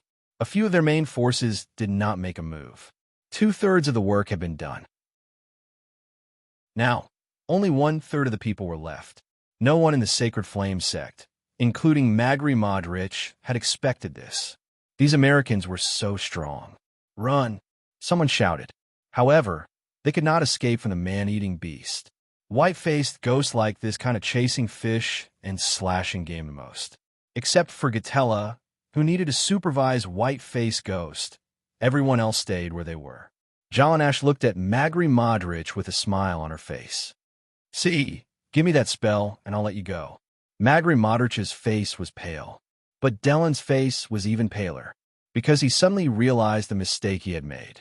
He had underestimated these Americans. These Americans had not really made a move along the way. But this did not mean they were not strong. Most importantly, he was a traitor. Traitors were more hated than enemies. For example, in Germany after World War II, ordinary soldiers would not be court-martialed, because they were just manipulated pawns. Only those generals and leaders were court-martialed, and those traitors. Magri Modric's eyes flashed. He was looking for a chance to break out. The only thing he was glad about was that he was a fire elemental. He had not risked his life alone and had not gone deep into the enemy's line of defense. He had been standing on the periphery, so he was considering if he should turn and run now. Would he have the chance? Do you want to run? Jalanash was too experienced in battle. Looking at Magri Modric's eyes, Jalanash guessed his intentions. Magri Modric was secretly furious. Damn this little girl. Why was her intuition so sharp? Guardian, let's surrender. Lev was already desperate. Was this still the spiritualist from the Magic Desert? This was like a national football team suddenly running to the Champions League and then abusing a powerhouse team. Not winning, but losing 10 o'clock. This result was so absurd, so unacceptable. There are too few people, not enough to go around, Moore complained. In fact, he could handle most of the enemies alone. Magri Modric gritted his teeth and shouted, I demand a fair duel with you. If I win, I demand the corresponding rights. Everyone looked at Magri Modric. It was unknown whether they were surprised by Magri Modric's choice or surprised by his courage. In fact, Magri Modric was just put his all on the line. He didn't think he could escape. He wasn't good at speed. If he wanted to rely on his own 2 feet to escape the forest and the strong people in front of him, that was completely impossible. That was why he came up with such a strange request. What if you lose? Jalanash asked. Then I accept being your captive. Fuck, you're a captive now. Jalanash scolded. She wasn't a lady. If she was a lady, she wouldn't have wanted to get the nickname Tyrant just because she thought it was imposing. If you lose, then hand over your magic, Jalanash said. How about that? Nothing much. Magri Modric knew very well that magic was his life-saving card. If he handed it over, he would completely become a lamb on the chopping board. Chapter 1800. Jalanash, Harris said. Kill him without him saying anything. Just leave his head intact. Modric was so scared that he broke out in cold sweat. How could he forget about this woman? Since she could get the memory she wanted from Ribric's head, she could definitely get the same memory from his head too. That's right. Jalanash remembered.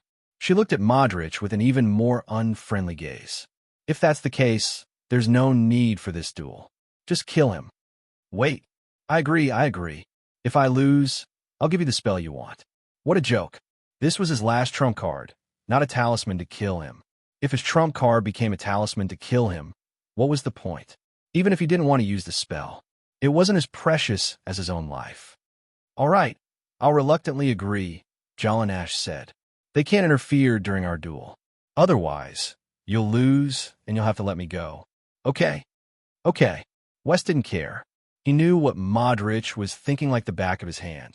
In this duel, Magri Modric had the advantage from the start. Because Jalanash wouldn't kill him, she had to keep him alive to give the spell. But he could be heavy-handed. It would be best if he could force the others to attack. That way, he would win even if he didn't win. Then, the other party would have to keep their promise and let him go. Jalanash understood this too, but she didn't care either. Just like what Magri Modric himself believed in.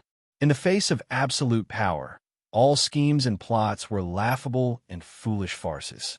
The old members of the supernatural organization had completely different thoughts in the past and present. Back then, Jalanash was still the #1 fighter in the organization. Back then, she didn't need to think about who she could defeat.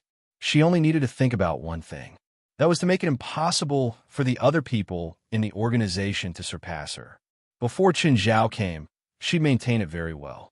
After Chen Zhao came, she and the other people in the organization finally understood something. They didn't need to defeat 1 or 2 people, but a group of people. The Tower of Trials gave them this opportunity.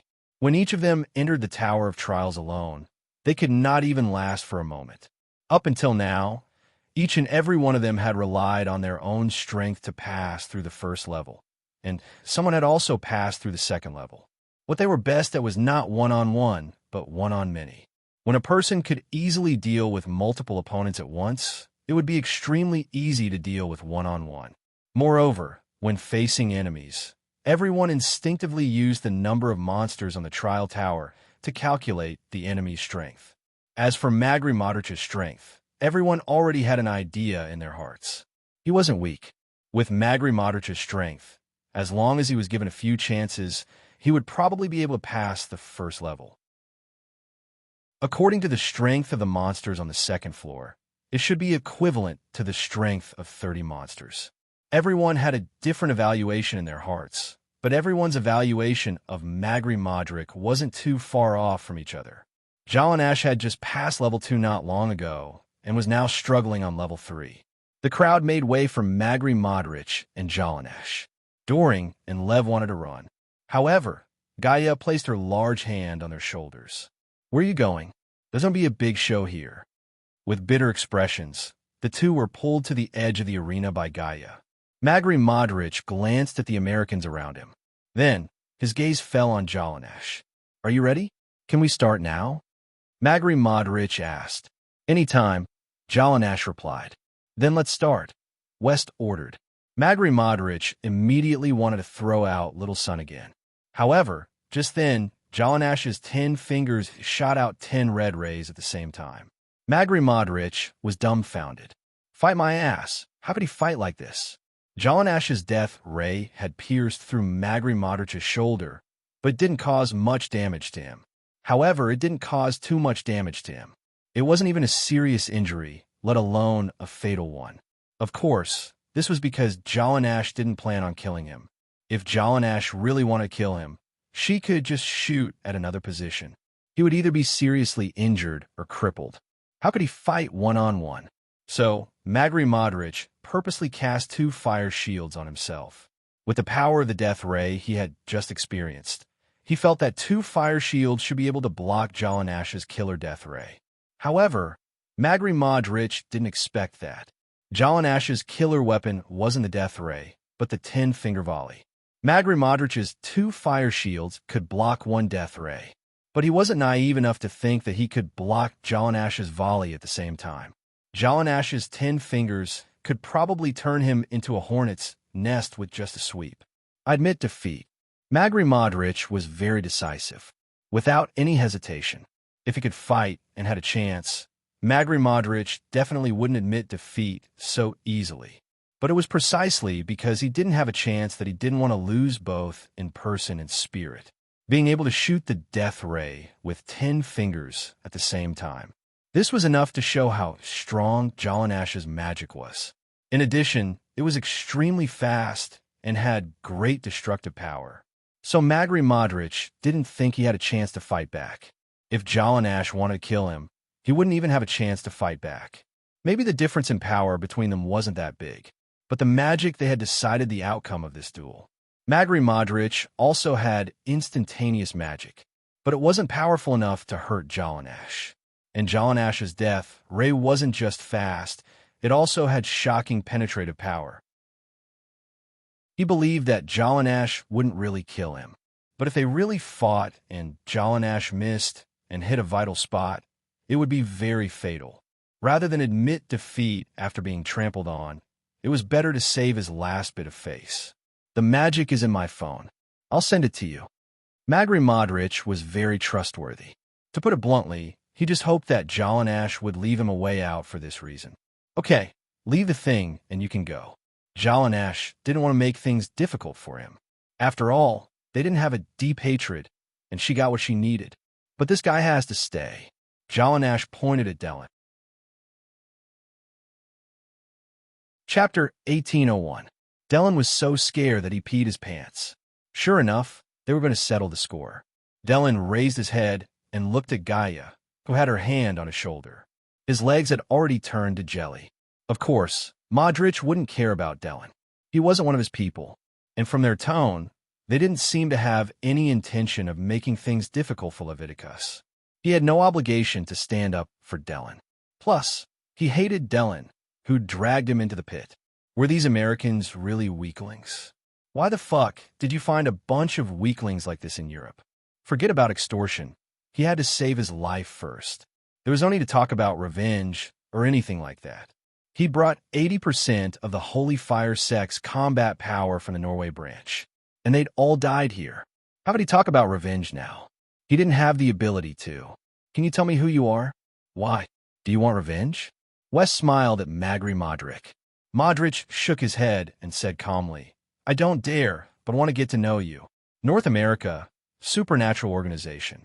I hope we'll have a chance to work together in the future, Modric said indifferently. Modric wasn't saying it out of anger. He really had this thought. Of course, it was more likely that they wouldn't have any contact. There were so many organizations in the world. The Holy Fire Sect was only popular in Europe, unless the supernatural organization's tentacles extended to Europe and they had a huge conflict. Otherwise, they wouldn't have any contact with each other. Modric had never thought of sending people to North America to seek revenge from the supernatural organization. What a joke. The supernatural organization had already shown such great power. If he wanted revenge, what price would he have to pay? And if he couldn't take revenge and angered them, then the supernatural organization might come to him. Modric couldn't say that he didn't hate them, but he was more concerned about whether it was worth it or not, and whether it was possible. The answer is obvious. While there was hatred between them, Modric didn't want to make enemies. You're so powerful. Why haven't I heard of you in North America? Modric could clearly feel that there were still a few people in their team who hadn't made a move yet. Those people were the strongest in their team. When we feel the need, our names will be heard all over the world, Wes said confidently. Then, will you participate in the Battle of Holy Glory? What Battle of Holy Glory? West was stunned. Everyone else, including Dylan and Lev, revealed looks of astonishment. You don't know? That's impossible. You guys are definitely qualified. We really don't know. Can you tell us about the Battle of Holy Glory? This year's Battle of the Holy Glory will be held in Istanbul. Istanbul used to be known by several names, such as Constantinople. It was once the capital of New Rome and later the capital of the Ottoman Empire. Of course, Istanbul was well documented in history textbooks. There were even more that were not recorded in history textbooks. For example, his status in the spiritual world. The Battle of the Holy Glorious Ones is actually a martial arts competition jointly organized by the 3 religions and 9 nations to select the Holy Glorious Ones for the next 10 years. 3 religions and 9 nations? Taoism, Buddhism, JD religion. The 9 nations are Japan, Russia, Norway, England, Austria, Vatican City, Turkey, India, and Egypt. There are 10 Holy Glorious Ones each year.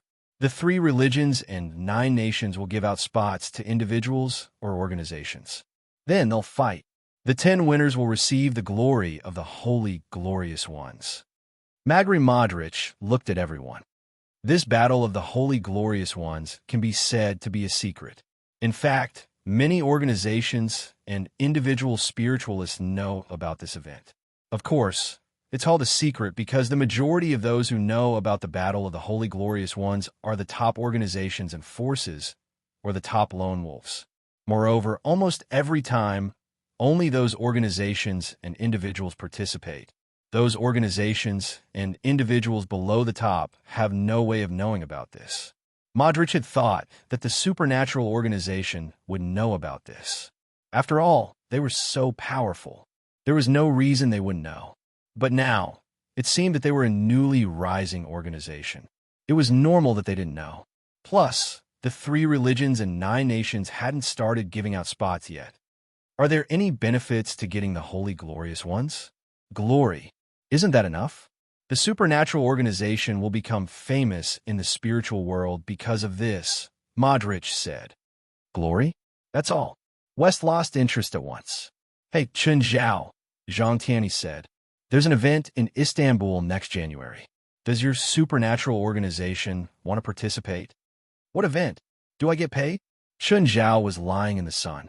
The spiritual world's event is actually a martial arts competition. Are you sure you want me to participate? I'm not asking you to participate. It's your supernatural organization. I remember that you have many strong subordinates. Zhang Tianyi didn't want someone who broke the balance to participate in that event. If Chun Zhao participated, it would only become a farce. They're all busy, Chun Zhao said. I'm busy too. Why don't you go and play? I'll pay for the flight and accommodation. Do I need your money? Chun Zhao said straightforwardly. Can't you give me some face? This is also a chance for the supernatural organization to become famous. I don't need it. The supernatural organization doesn't need it either.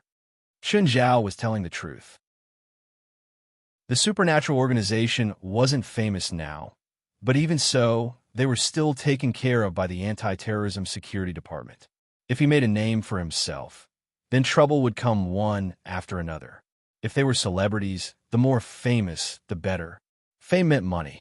But in the spiritual world, fame often meant all kinds of trouble. For example, was Zhang Tianyi famous enough in the spiritual world?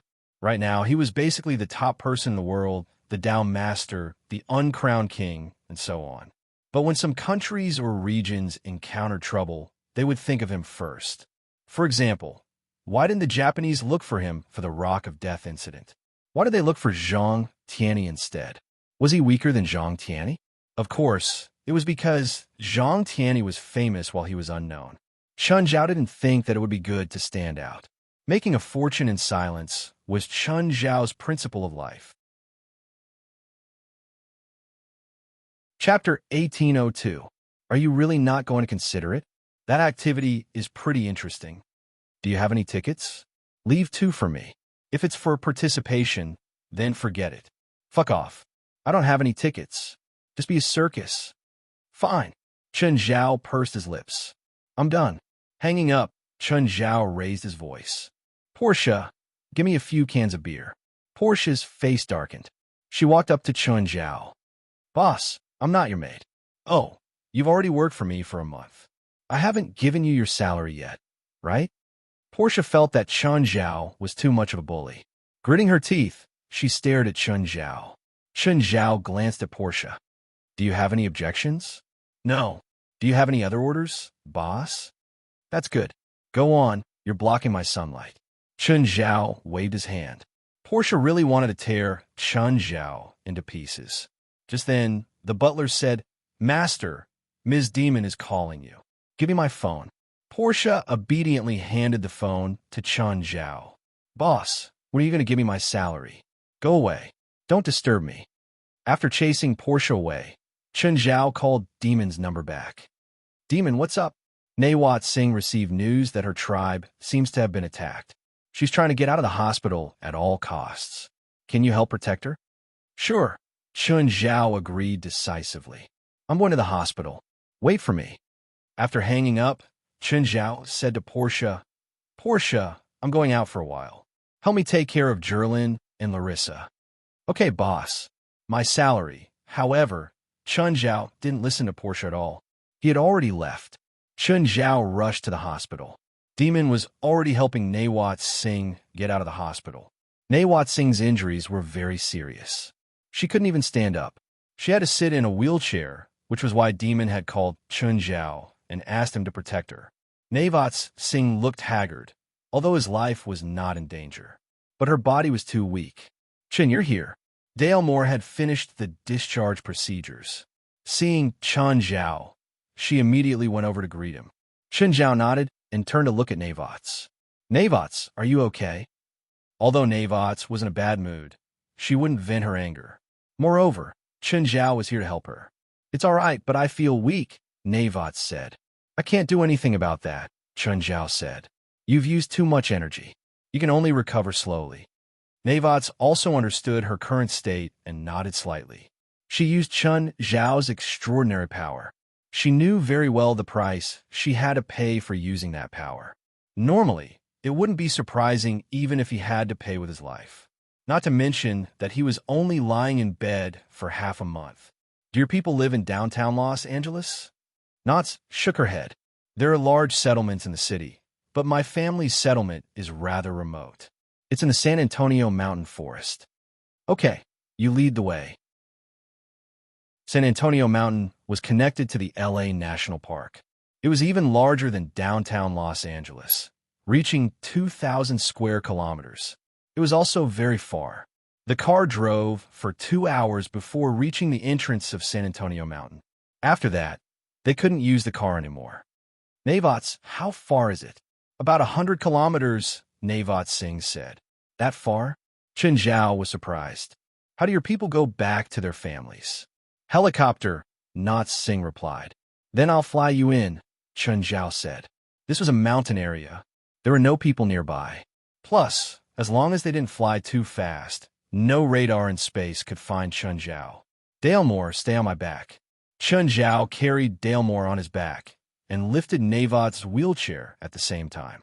Then he soared into the air. Neither Dalemore nor Nawat Singh had ever enjoyed flying like this. Chun Zhao flew a bit too fast. The air whizzed and slapped their faces. Of course, with Chun Zhao's intentional protection, they didn't feel too uncomfortable. Plus, Chun Zhao wasn't very fast either. Dalemore was very envious. After all, he could fly in the sky without any aircraft. She probably didn't even dare to think about it. Chun, how strong do I have to be to fly like you? Don't think about it, Nawat said. That's almost impossible. But the truth is right in front of us. Chun could do it. How strong? Chun Zhao said. So I can't give you a standard answer. Actually, it wasn't that Chun Zhao couldn't give this number at all.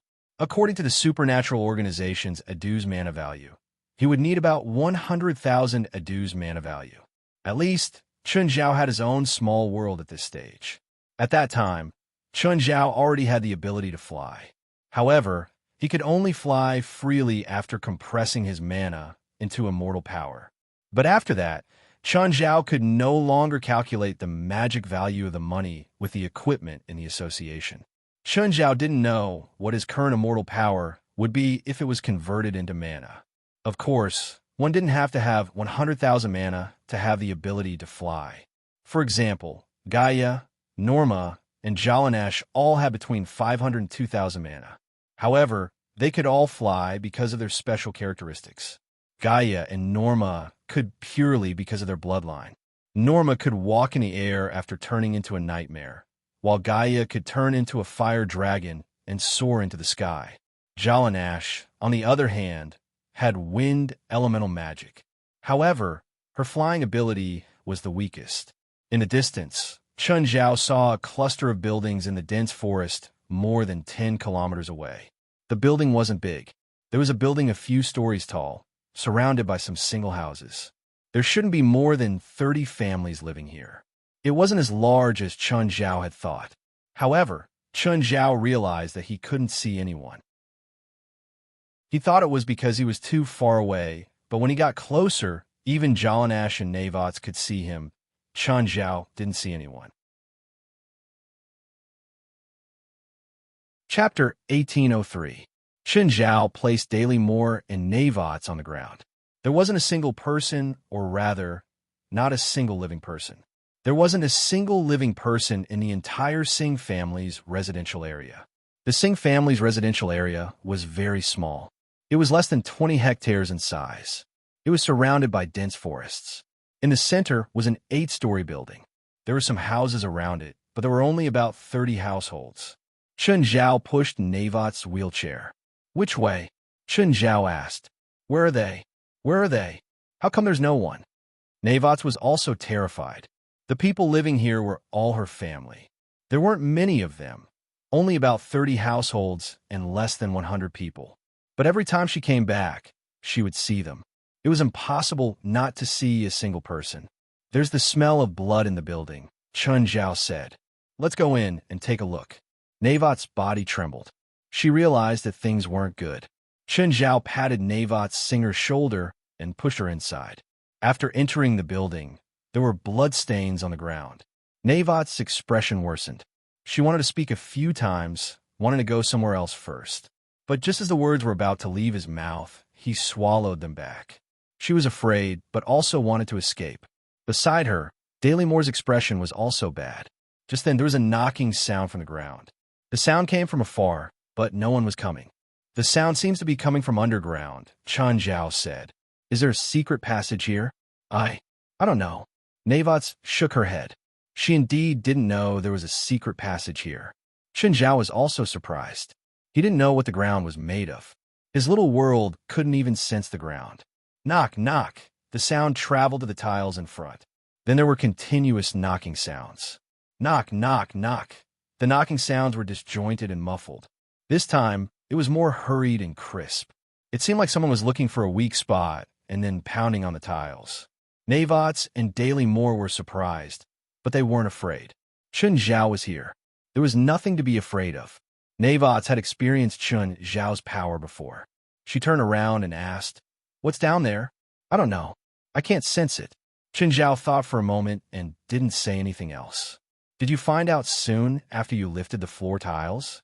Chun Zhao went up and crushed the floor tiles. Wow! A child's cry of surprise came from below. Chun Zhao looked down and saw a few kids.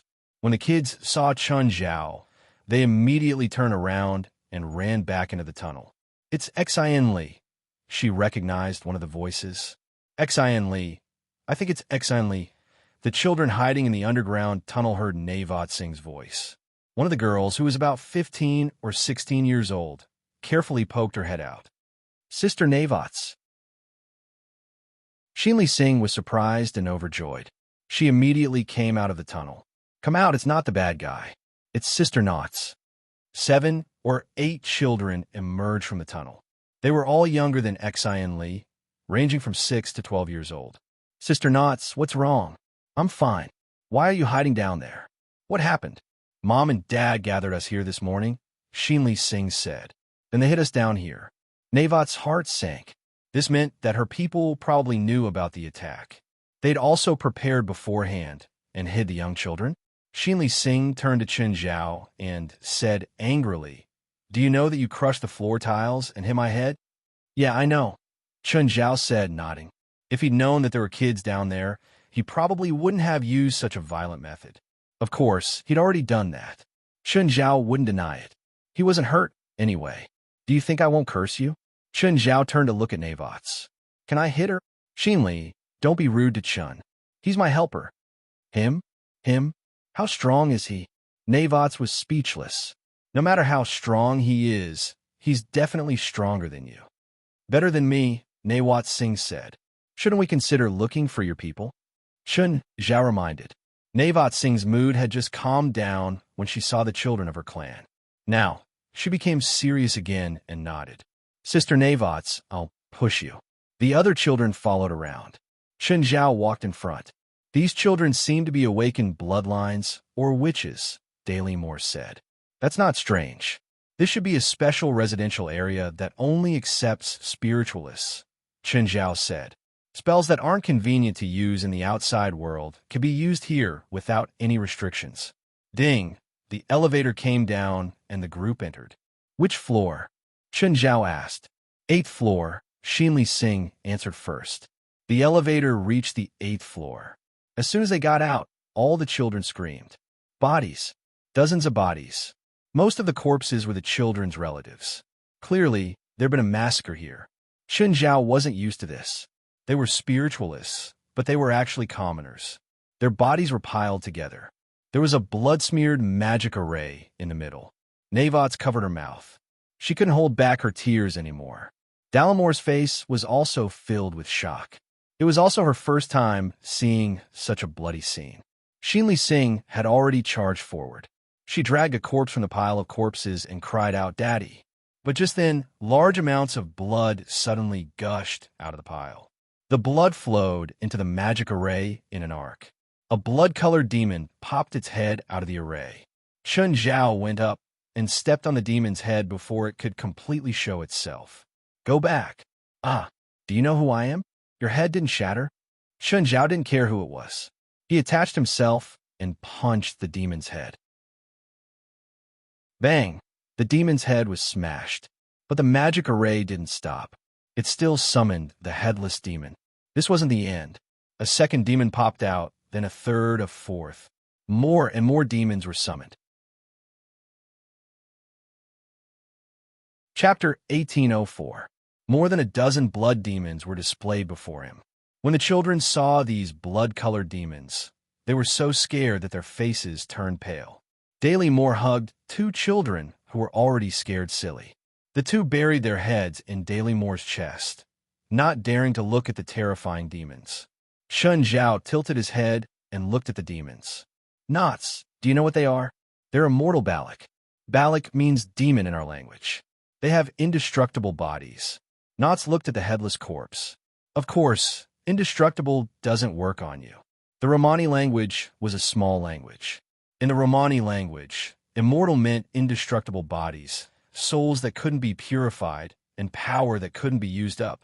In the Singh family, immortal Balak was very widespread, especially the relatives in the settlement. They knew the immortal Balak even better. In the family, immortal Balak was their greatest enemy. Their ancestors had once fought with immortal Balak and successfully killed him after a fierce battle. Chun Zhao twisted off the head of a blood-colored demon.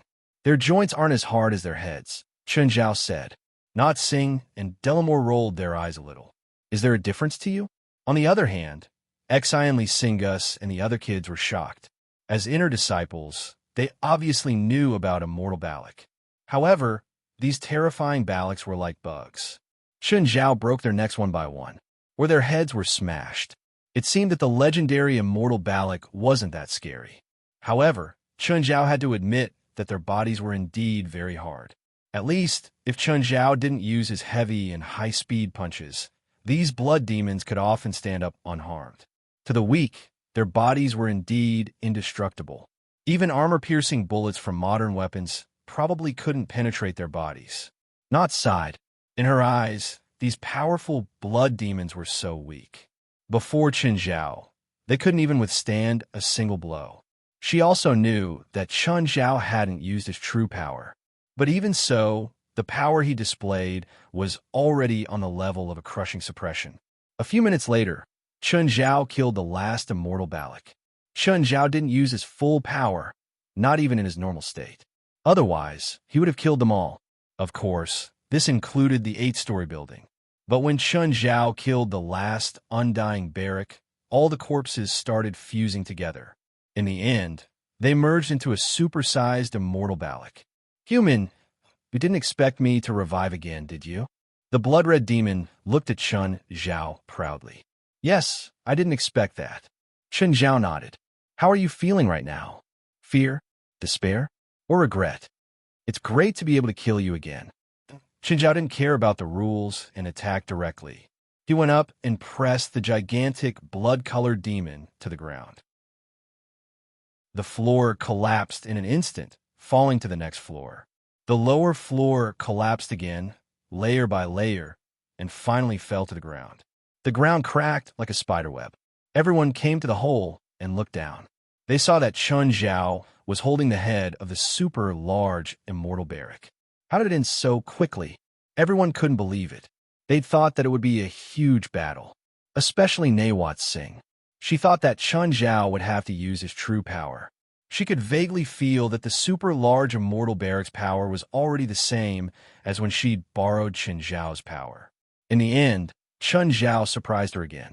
It didn't take much effort to finish off this super large immortal Balak. Everyone came to the bottom floor. Xinli Shingles looked at Chun Zhao in shock. When they first met, she didn't think that Chun Zhao was strong at all. But now, she finally saw Chun Zhao's power. It was even terrifyingly strong. Mr. Chun, help me get revenge. I can pay anything, including myself. Xinli Shingles looked at Chun Zhao, her eyes filled with seriousness and sincerity. If you want to sell yourself to me, you better contact my lawyer and ask if she has a way to bypass the underage protection law. I'm serious. I'm serious too. Chun Zhao shrugged. Knots, you have to pay attention to the education of your children. If they only practice magic and don't learn culture, they won't be able to find a job in society. Chun, apart from these children, the others are all dead. Knots' expression was extremely dark. Do you know who did it? Warren, the one who attacked me. He's from the Akuk family. Do you have a grudge against him? All the Roma have a grudge against the Akuk family. Knots was angry, but Chun Zhao didn't hear much hatred in her tone. Why? The Akuk family was once the leader of the Roma. Their family once tried to form a country. Isn't that a good thing? You Roma people have never had a real country and have always lived as nomads. This has also caused you Roma people to bear a lot of stigma. If you build a country, you will have more living space and the right to speak. The Akuk family wants to use the lives of all the Roma in exchange for a chance for their family to build a country. Do you think such a country has anything to do with the Roma? At that time, apart from the Akuk family, everyone else with Roma blood will die. And then, did the Akuk family fail? Of course. Otherwise, there wouldn't be any Roma in the world. So, is Warren going to do the same thing again? No, it's impossible for him to succeed. In the past, the Cook family was the leader of the Roma, so the Cook family could sacrifice the entire Roma as a leader. But now, not only are they not the leader of the Roma, but they are also the enemy of the Roma, so they can no longer use this magic to threaten us. So what does the Akuk family want to do? Take revenge on all the Roma. I don't know what they want, but I think they're definitely plotting something. I don't want to know about the plot. Just tell me where the Akuk family lives and where Warren is. Chapter 1805. Most of the time, conspiracies didn't matter. Chun Zhao wasn't a cop. Nawats and the kids only wanted revenge. Therefore, what they pursued was never the truth. The truth only satisfied curiosity. Revenge, on the other hand, brought pleasure. Unfortunately, Nawats didn't know where the Cook family was either. She didn't even know if it was in North America. What do you plan to do with these kids? Chun Zhao asked. I'll take care of them. I'll help too, Dailymore said. There were so many kids and a disabled person. Chun Zhao couldn't fly them out directly, unless he tied them all up. Chun Zhao held the end of the rope. But now, the kids were panicking and lost. They were very fragile and couldn't take any stimulation. Chun Zhao decided to just walk out. Not Singh asked Chun Zhao to burn down the entire Singh family's residential area, along with the corpses. In the flames, the kids cried heart-wrenchingly. The fire was like the anger in everyone's heart. Only Chun Zhao was calm. In fact, he was calm inside too. When he first saw the corpses, he was indeed angry. But maybe it was because he was an outsider. The dead and the kids had nothing to do with him. So, Chun Zhao realized that his anger seemed to calm down. Of course, it was mainly because Chun Zhao didn't have so many emotions. Chun Zhao didn't have the thought of seeking justice for them or fighting to the death with the murderers. It wasn't that Chun Zhao didn't have a sense of justice, but it wasn't that strong. The path in the forest was very difficult, but Chun Zhao didn't have much of a choice. The kids could make it through a mountain road of almost 100 kilometers, but Chun Zhao couldn't.